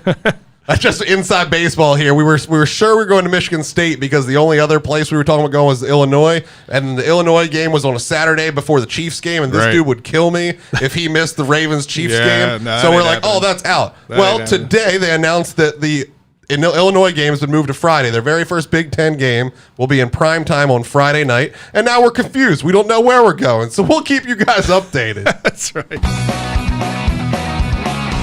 All right, fellas, it's time for the rundown. We haven't done this in a little while, right? So there's a lot of stories going on that we're going to hop in a time machine here. Ryan, I'll let you kick this one off. Oh, man. I'm just starting to worry about Scott's boy over there. And not really him. I'm not really worried about what he's going to do. I'm worried whether the circus of Tim Tebow, the things that he can't control, the fact that Tim Tebow is so much bigger than like any player you can think of. You mean that Tim Tebow is Tim Tebow? It doesn't make any sense. But listen to this, just how big Tim Tebow is. In fact, last year the Jaguars had combined, they had the smallest social media following of all the NFL teams by a mile. If you combine their Facebook, their Instagram, their Twitter, 1.8 million combined. Tebow's got 4.5 million just on Twitter. 4.5. They've got no fan base. And Jacksonville's a college town, and Tebow's the last hero Jacksonville had. He showed up yesterday for a practice, and they put marks on the video, the kind of video you do when you get an exclusive of a president, a head of state coming into town, and you're the only local station there that has it. They're creating News store a in circus. Jacksonville put a watermark on their video. Trevor Lawrence walked in. If he did, nobody did it. Urban Meyer, assistant coaches, other star player. It doesn't matter. Top 5 selling items on NFL.com this morning are all Tebow items. And why is that big? Because nobody buys anything from Jacksonville. Jacksonville doesn't sell anything ever, not top 100. Now they have the top 5. What did we say when we first heard this news, that this was all going to be a marketing ploy? It's insane. Well, okay, but you're stoking the fire out here with the programs. And let me frame that number for you, because I didn't know. I had to check how big 4.5 million Twitter followers is. So I'm like, all right, who are the That's like fucking Kim Kardashian. Who are numbers. the biggest Ravens players of all time? Let me check them. All right, let's try Ed Reed. Maybe Ray Lewis is great, but Ed Reed's probably about Tim Tebow stature. Ed Reed, 202,000 followers. 202,000, not 4.5 million. So okay, let's step up to Ray Lewis. Let's see if we can get there. 357,000. Well, we're not even fucking close. We haven't hit 1 million. 4.5 million. All right, Lamar Jackson's got the Ravens, and he's also the social media figure, and people support him just for his activism. Let's try out Lamar Jackson. 850,000. We still haven't hit 1 million. Are you out of your mind? No, you've hit 1 million over combining those. Oh, yes, but I'm saying the individual player. Tom Brady, been around forever and a day. He's followed for his football. He's followed because of his wife. He's followed because of his diet, his TB12. His NFL career started before Twitter was a thing. Yes. And he also he uses it a lot. He teases the shit out of people. 1.9 million. Okay, we're almost at half of Tebow. Are you kidding me? Patrick Mahomes, biggest star in the NFL, 1.9 million. Tim Tebow has done nothing compared to these players. Nothing. He couldn't hold the jock strap of any of these players listed, and he has more than double the most here. You pretty much can combine all of these, and you just barely edge him out. It's unreal. Let's let Colin talk some more. This is a college football town. Tebow's the biggest star in college football history. The closest college football power is Jacksonville. That's why I've said before, don't kid yourself on this. If Trevor Lawrence struggles, you watch what happens. It's hard to explain irrational. And there's a very God. interesting 5-6 game stretch for Jacksonville. Titans, Dolphins, at Seattle against the Hawks, Buffalo, Colts. If this happens. And then they follow it with the Dude, I Niners, was laughing when I who first 2 heard years this. ago were in the Super Bowl. They're going to go 0-5 in to me that when you're stretch, done. 1-5. Oh, of course we are. Tebow chance. You're the Tebow you truther. watch by that week 9 Buffalo Colts game. You watch the Tebow chance. It's going to be crazy town in Jacksonville. If that happens, I'm not saying that this matters. I'm not saying that this is going to really be detrimental, but we just heard 2 different things. The arrival of Tim Tebow was treated as more important than the arrival of the best number 1 pick since fucking Andrew Luck. I wouldn't show up. And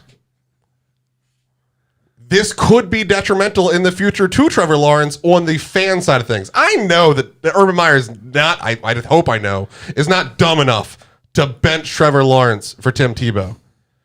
But just the mental side of things, just the fact that you might hear, we got the greatest college quarterback at all time sitting on the bench, and this boy can't beat these 4 teams. Like, come on, guys. This is the panhandle of Florida. We aren't talking about the best Bryce around here. he's itching over there. Give it to the Give it to Tebow him. truther. Go ahead, Scott. And this is not Tebow's fault, Scott. It's not. No, but they shouldn't have let him in here. This is a rundown, right? Or No, a this debate? is It's great. a rundown. Do Go I not- ahead, Scott. should Go I ahead. talk? Go for it. So here's what I'm going to tell you. I agree with you. It is a little bit of a circus, but here's the deal. What are you going to say if Tebow, if the way the Jaguars progress, they do decent? Same thing that happened in Denver. What if it happens? What if he's the starting quarterback for the Jaguars? I'm playing devil's advocate for you a second. Do I think this is going to happen? No. But if Tim Tebow comes in because Trevor Lawrence is somehow failing, I don't think it's going to happen. I agree with you. Trevor Lawrence is probably one of the best quarterbacks we've seen come out of the draft in a long ass time. But if Tim Tebow takes this team, if Trevor Lawrence gets in there, gets injured, fails in some way against big teams, and they put Tim Tebow in there. So you're saying he big dick nicks this to a Super Bowl after Trevor Lawrence gets there? You mean like he did? He big dick Tebow'd it before Big Dick Nick was a thing. He big dick nicked in Denver before that was a thing. When he took a team to the playoffs off his arm alone. Okay, well, let me go. Okay. If it's injury related, then Urban Meyer's a genius. If Tim Tebow, for any other reason, becomes the package. quarterback And on this takes them team, to the playoffs, I don't give a Urban shit what Meyer's a happens. genius. No, absolutely not. Even if it's Are you kidding me? 100% not. You just burned the number 1 overall pick where you Yes. could have traded it for a million number 1s in the future on Trevor Lawrence, and he's not your quarterback. Tim Tebow is, who's already geriatric. Okay, so hold on a second. Yes, Hold on a you second. failed. I'll play devil's advocate for a second. My. I don't think this is going to happen. But if Trevor Lawrence gets in a situation against big teams, that stretch of the Colin What Cowherd has talking Tim about, Tebow ever proven that he can win a big game in the NFL ever? He took the Denver Broncos to the fucking playoffs. Are you fucking kidding me? 15 years ago. I just want everybody 15 years ago. It was let's like be- 10 years ago. I'm going to go to James next, but I just want everybody to pay attention to my John 3:16 eye black that I'm really proud of on my photo here. I did this and I like it a lot. Oh my I think it's God. super funny. Again, I don't think it's going to happen. My whole point is if Tim Tebow comes in and does something that Trevor Lawrence couldn't do, that's the whole point of this story. There we did. Tim Tebow ruined Jacksonville just now. Yeah, he ruined Denver. right. He ruined Denver when it took him to the playoff. When he took All them to right, the playoffs. I I'm don't know just gonna what say we're that. doing right now. Anyway. I don't even know what year we're in anymore. We were talking Tim Tebow playing in the NFL. You got the Knicks in the fucking NBA playoff. Scott Kazmir came out and pitched against Albert Pujols the other day. And my boy Phil Mickelson won the PGA Championship. Old lefty. At 50 years old. Turns 51 June young. 16th. 51 Day years after my young. birthday. 51 years young. That's right. Becomes the oldest player in PGA history to win a major at 50 years old. Becomes the 4th golfer to win a major in 4 different decades. No NFL, NBA, NHL, MLB players ever done that. First player to win in fourth golfer to win in 4 different decades. Watching him though, like with the crowd, this is like, I don't watch a ton of golf, and I'll be honest, I'm one of those fans that like I flock to the whole Tiger Woods experience. Anytime he's playing or whatever, or he's in contention, I'm turning on golf. Watch for the right? entertainment. I do. I watch for the entertainment value. And I've been looking for entertainment for over a year now, since COVID, right? Well, this here on 18 was absolutely incredible. Probably the most real, back to normal sports moment.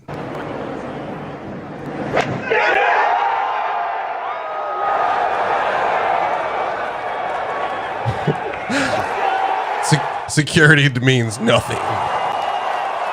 So awesome. This has Tiger vibes all over it in the late 90s, early 2000s. I'm going to say this.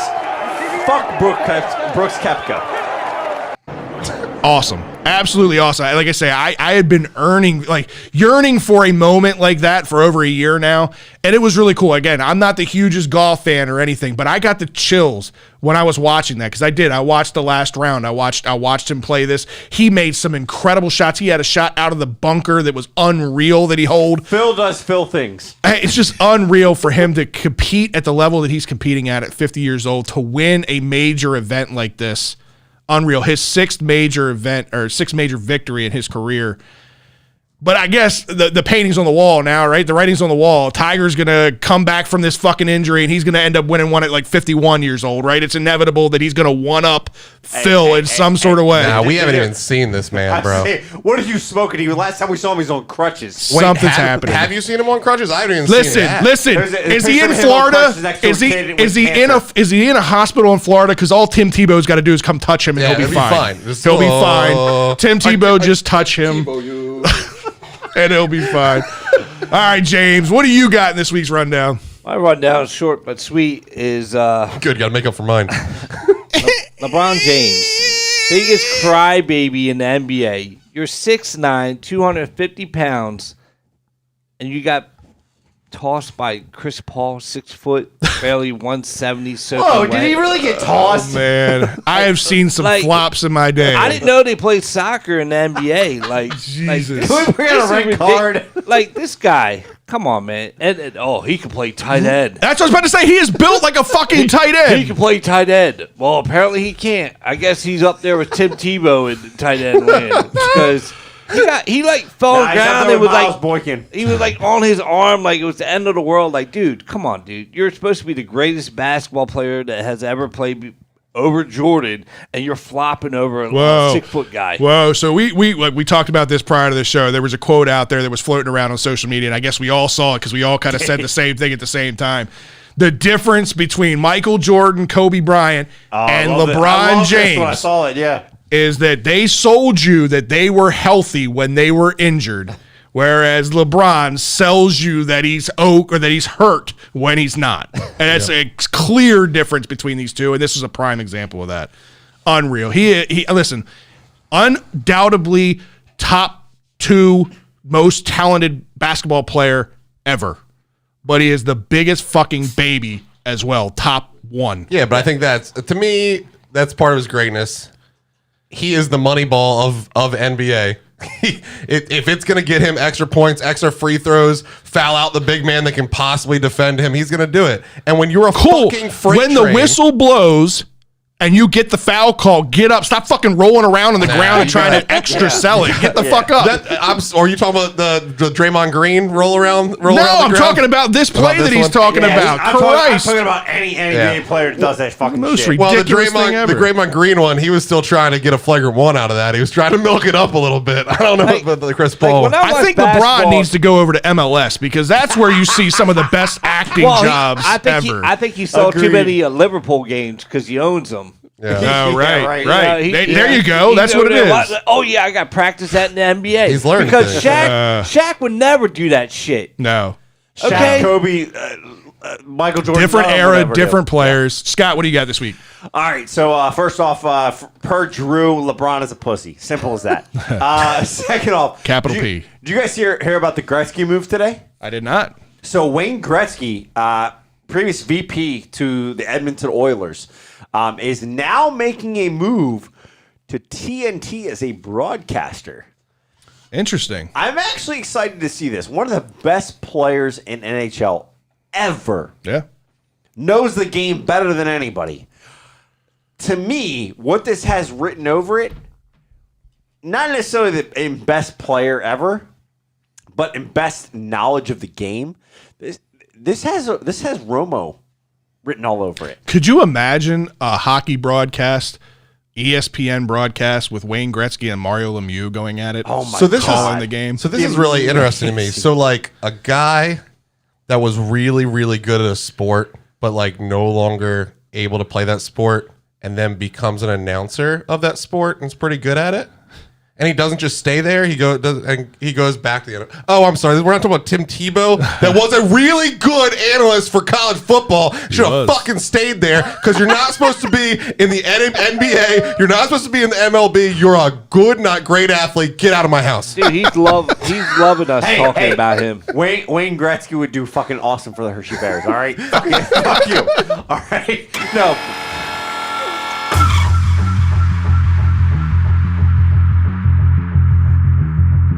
No rules. No boundaries. 2 topics. 30 seconds each. It's time for the 2-minute warning.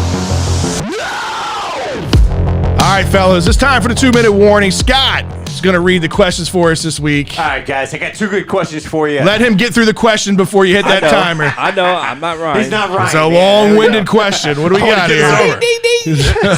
So here you go, guys. With the recent start. success of older athletes playing at a high level, right? We've seen several of them across multiple different sports. Yep.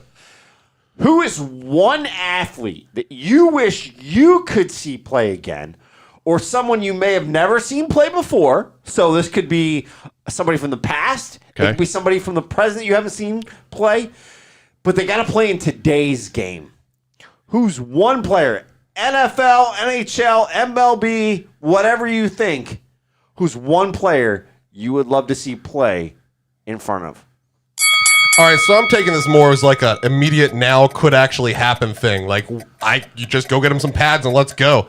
Calvin Johnson was the original conversion of wide receiver to tight end. That's what it was. We didn't know he was Travis Kelce or George Kittle before those people exist. Bring him back. He's 35 years old.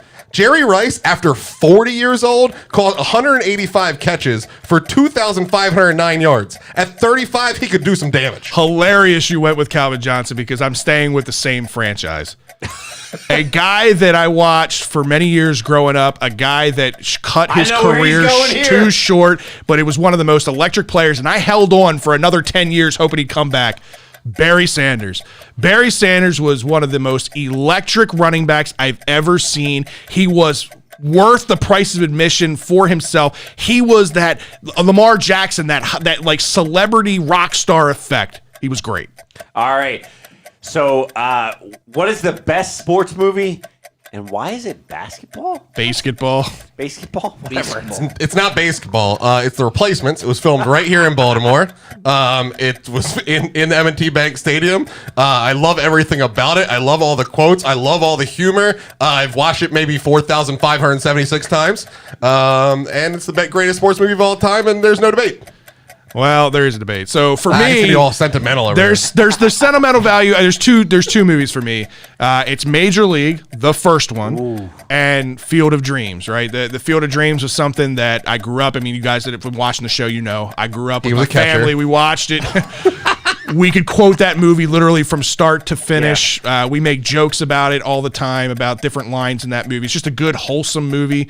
Love Kevin Costner as an actor. But, man, Major League, Tom Berenger, Charlie Sheen, that cast and crew. It was such a fucking good movie. Alex Duvall, hang out for after hours. We'll talk a little Wizards. Yeah, for sure. All right, fellas. It was a good show. I think we did all right. Ryan, you did good. High five, bro. Woo! Did good. Didn't have that weird nervous thing like last time. Your chair might be over there on the casting couch. You might have to start getting comfortable over Can there. I move over to the producer chair, please? You can do that. You can do that. All right, man. Ryan, sign us out. All right. Well, even though Scott's here, we're going to do it anyway. Yep, go for it. All right. Check us out in all our social media accounts, Facebook, YouTube, Twitter. If you want to check out the websites, www.birdlandbs.com. Check out all our gear. I got the Shell and Tell swag on.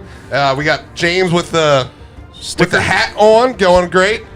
So we got all the gear. Oh, Scott wants to show off his shirt. He actually wore one this week. Is that Mark McGuire on there? If you want to support the show, you can always support the show at streamlabs.com/birdlandbs. We accept donations there. It goes to all this fancy stuff that makes all this magic happen back here. Believe it or not, this is not what Scott's basement looks like. Ryan, you sit in my seat for 1 week, you give away secrets? What's wrong with I'm you? trying, man. If you want your opinion or topic heard, use the hashtag #That'sBLBS. That's hashtag #That'sBLBS on Twitter. We'll be sure to get your comments on the show. Always should check us out if you're too busy to watch a show on any of the Apple, iTunes, podcast, Spotify, anywhere you can find the audio podcasts. Till next time, for Fred, Scott, James, Ryan, we'll see you at 7:30 next week. See you guys.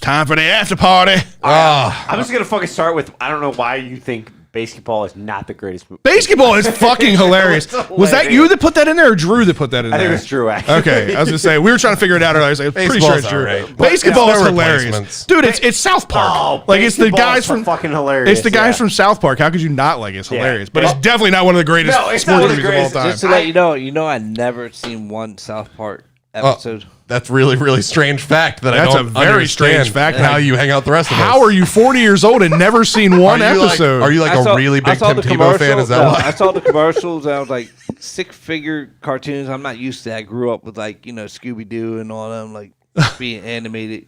You lived a sheltered He life. didn't like Jay. the paper cut. No All right, paper so cut. let's ask these two guys. What's your favorite sports movie of all time, James? Bull Durham. Bull Durham. That's another Ooh, good good one. Kevin Costner movie. Love Yeah. Kevin Costner.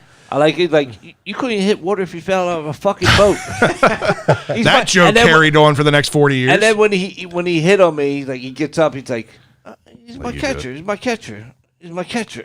I go and drink. How come he gets the babe? Yeah. Scott, what's yours? I All pretty right. much know what it is, but yeah, that's So for me, my top 1-2 punch is Rocky. No, no, Adrian! not literally, not literally. It is definitely. It has to be Field of Dreams #1 Yep. for me. Wow, I didn't think that would be your number one. No, that is my Nice. #1. My #2 might Tugged at the surprise. heartstrings. It's might just su- catchers. They stick together. might That's what it is. My #2 might surprise all of you guys. My #2 sports movie, Tin Cup. Oh, I love Tin Cup. Another Kevin Costner movie. Kevin Costner for the wing. Cha-ching. He is such a great actor. That movie, the best is he. Keanu Reeves for the win. His acting took another level when he was running out of Cal Ripken's bedroom. The best part is that when he bets his car for $1,000 or whatever for Don Johnson, he's like, I can hit it far, and you see Kevin Costner swings, he's like whatever, and Oh, it's great shit. and they Don turned Johnson just bounces around, it down the Yeah. fucking turned road. around, Yeah. bounces it down the road, thank you.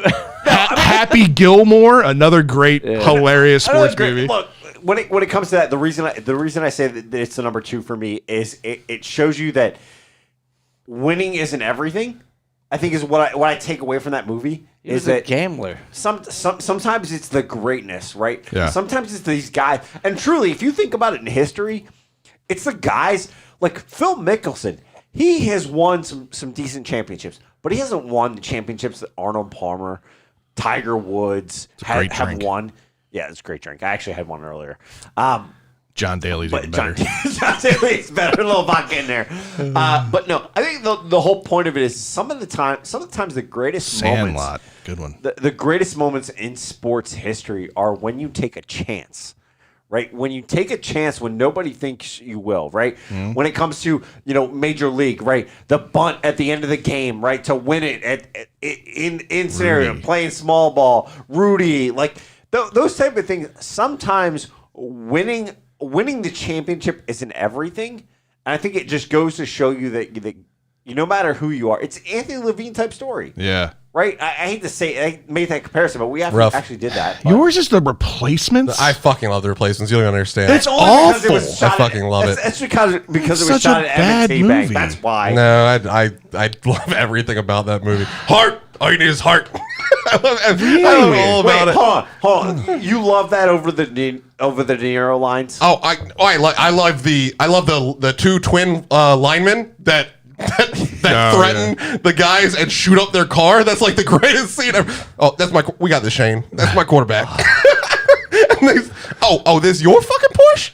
See, when you're talking Waterboy was so much better than The Replacements. That Replacement's great. When you're talking football movies, Man. to me, it's got to be funny. It's got to be Any Given Sunday, followed by Waterboy, followed by The Replacement. You're forgetting, remember the Titans? I'm throwing my mom right under the bus here. Ready? Funny story. My mom was telling me a story about Ed Reed and how how she gave him $20 because she thought he was homeless. How he was the safety from The Replacements. She missed the backup. Oh my God. Yes, the background story of the guy from jail in The Replacements. She thought was the background story of Ed Reed. It was the funniest. She kept saying it like so confidently that I was like, I don't think that's right. I mean, he played college ball. Did he get arrested after what? And then one day I was like, Holy crap! That's the movie. Wow, it's funny. Like The Little Giants was good too. Little Giants, great movie. The annexation of Puerto Rico. And another good one that I liked was The Program.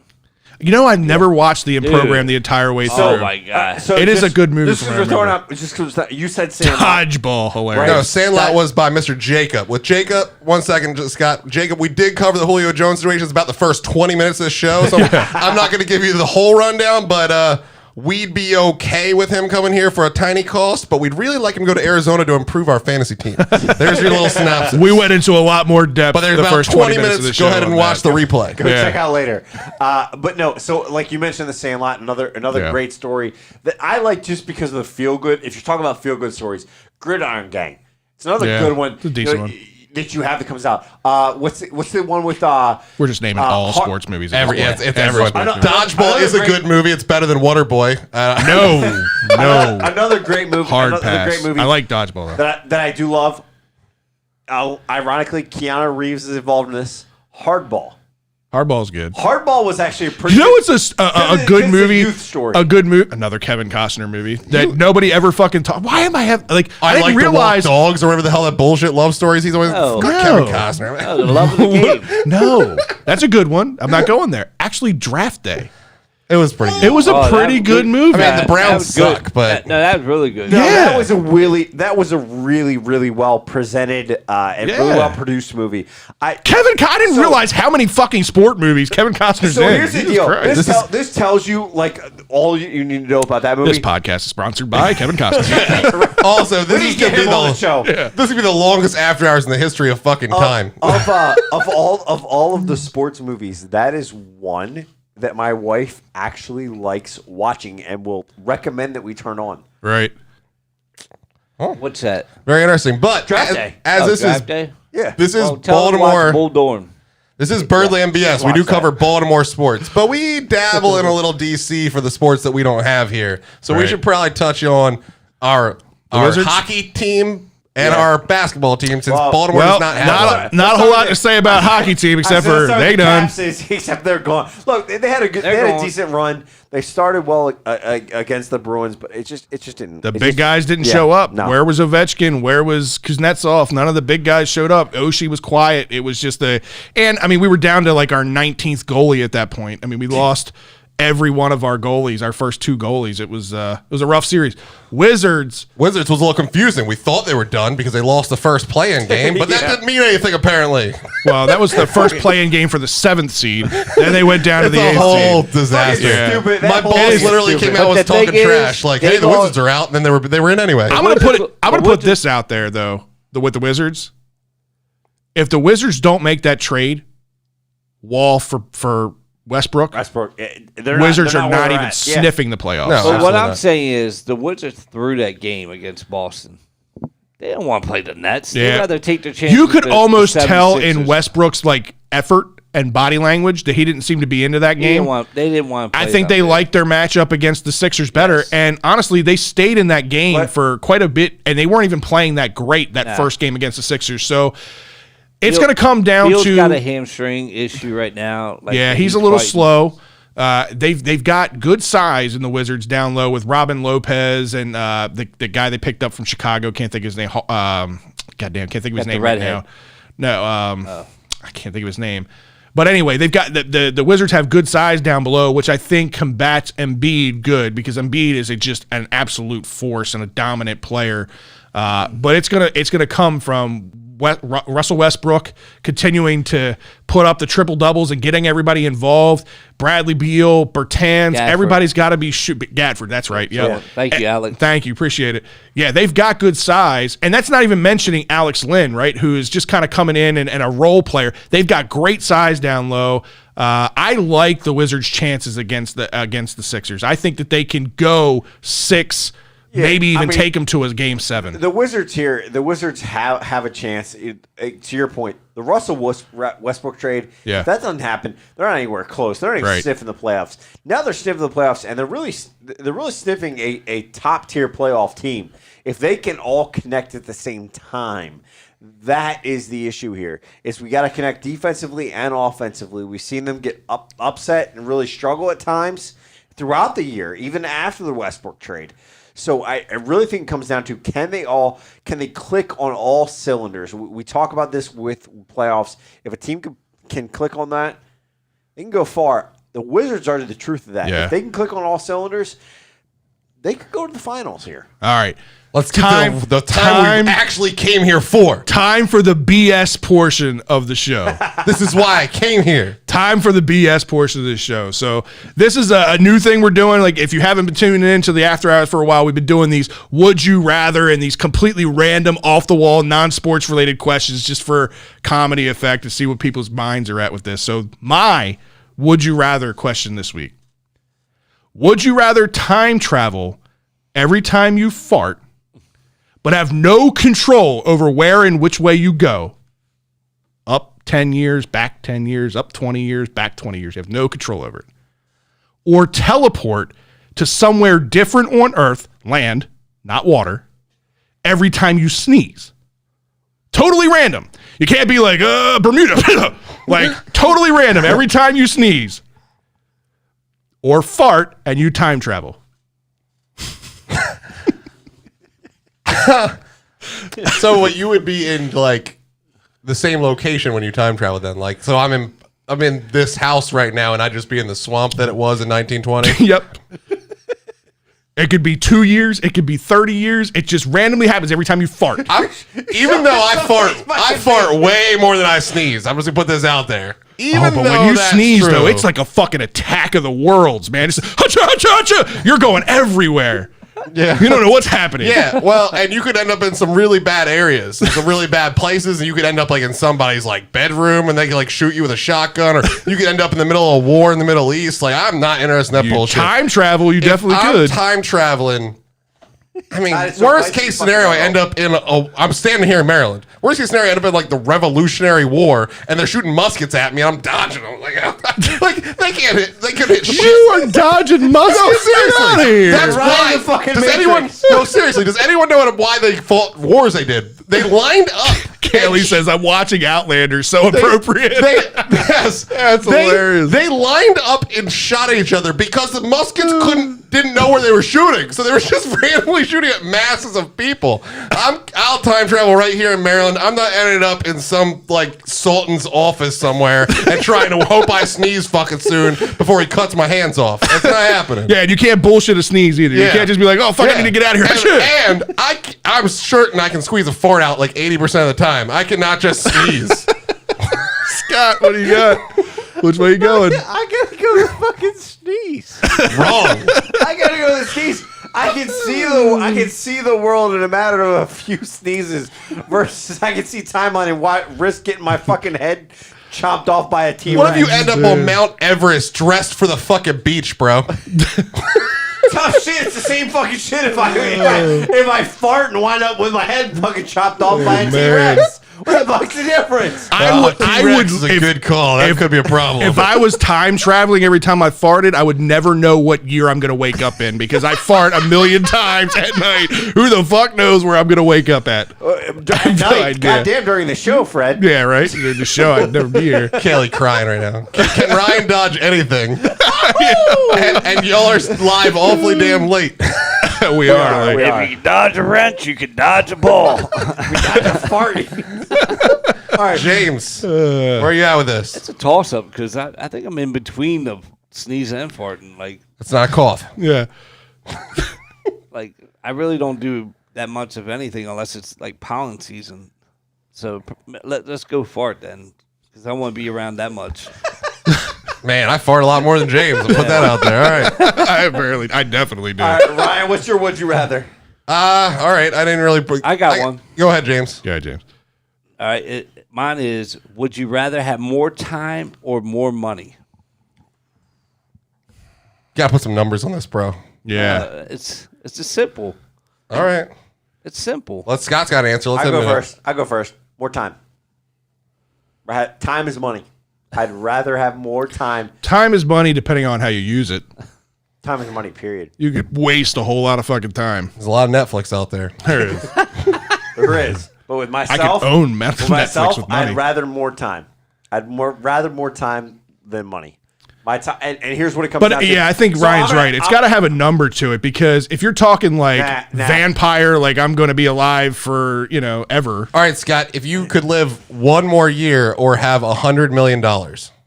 One more year.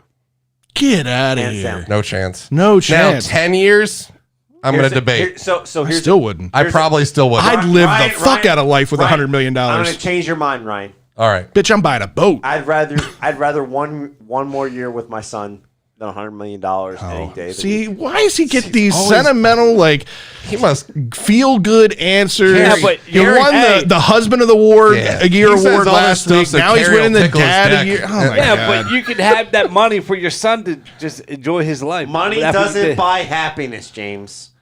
It will when you leave him $100 million. It'll make me He'll mad. he'll have a portrait of you hanging up to look at you every day. Does he need $100 million if he winds up being as successful as I think he could be? Wow. With Okay. $100 million, you can set your son up for financial future, and his sons, and your future kids, and his future kids. And I'd don't. rather the time with him. And let me I'd tell rather- you, that's just One extra year. in all seriousness, because I don't know when I'm going to die. I'd rather knowing that I have one extra year. This than is do not a whatever I wanna do. Hallmark movie coming out, Scott. Okay, you can be honest. I'm sorry. At this hour, we probably are broadcast on the Hallmark Channel. I'm being serious. I that is 100% know what true. Scott's saying, and the reason I think that 10 years gets me thinking that I could pass of $100 million is that 1 year, I don't know, because again, like you said, there is the. You don't know when that 1 year is going to be. Is that 1 year this year, or is that 1 year 10 years from now? I 20 totally years get from now?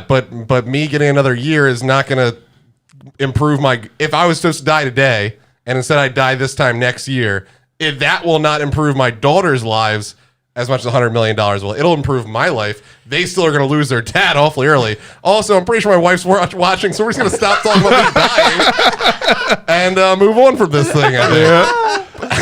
right, last one. Who's got the last one? You got it, Ryan? You got it, James? Sure, I'll do it. last So, James, yeah. so one of the ones I read from last week that kind of stuck with me is: would you rather $100,000 all expenses paid vacation around the world for a year, or $50,000 that you can spend however you want? Oh, easy. $100,000 vacation, all expenses paid for a year, or $50,000 to spend however you want. Yep. Taking the $50,000. I'm taking the $50,000 and learning how to invest it and make money for me, to turn it into more is what I'm doing. So Dogecoin is what he's trying to say. To the moon, Doge, to the moon. How'd that work out for you, friend? Yeah. I'm still positive. Short term. Still positive. Staying invested. What are you doing? He hasn't even answered his own question. I'd probably take the trip around the world. I think that this is. I'm with you, too. And also, Really? Yeah. actually, I think it was worded. The number changes depending on your own situation, everything. And I think that it was actually worded as like 1 year's salary or 2 years' salary, something like that, which makes things a lot harder when you think about your own personal situation. But for 50, Kaylee says, vacation, baby. yeah, Kayla would really want to go on vacation, I'm sure. But the kids would have to come, so that'd be a really interesting trip around the world. James, I'm taking the vacation too. Yeah. Yep. I'll take what, 100,000 every year to go on vacation. it's $100,000 a year expenses or 1 year, $100,000 to go on a vacation, right? Vacation for 1 year of your life. Yeah, I'll take that. Maybe I can make some money on my vacation. But you could take the $50,000 to then turn into $100,000 to then do your vacation and then have more money. You think it works like that? Then you get your water bill that's like $500. I'm putting it all in black. Your water bill sucks too. What the hell is going on right now? This county needs to get their stuff together. All right, Scott. Come on, here we go, Hallmark. I'm taking a vacation. I'm traveling the world To spend while- with your wife and kid. Yeah, Let's put the I exclamation just want point on to it. see a sunset with my child at the foot of the Roman I want to hold Empire. hands. First, like, Tell him you will be as successful as Caesar. $100,000. Tim Tebow will chaperone us. $100,000 gets you more around the world than you think it does. Like you could go to Italy, Greece, like Taiwan, or Yeah, it's not even about Romania. it's not even about the destinations for me. It's not even about the value of it. It's just like, for me, I don't even care that it's $100,000. It's, if I was going to have a year of just straight vacationing anywhere I wanted on the world for a full year, all expenses paid, if that's the question, versus just somebody handing me $50,000, I'm still taking the $50,000, regardless of the limit of cash. Is that not the question? That is the question. Yeah, he answered it right. No, you said the question was $100,000 worth of trips for a year, right? Yeah, So, so you're kind of limited because your $100,000 will only get you so far for a year. I'm saying Like, if the question was, Fred, whatever, Have you just spent whatever. $100,000 traveling a year? send me to Vegas. We don't know what's going to happen there. There's where you're going with the $50,000. We got Just- that. just Put it like- all in black. Just to let everybody know out there, Scott must have just bought Tim Tebow water, and he's drinking it. All right, Guys. Thanks for tuning in, staying with us real late. It is a late night. We are out of here. We'll see you next week.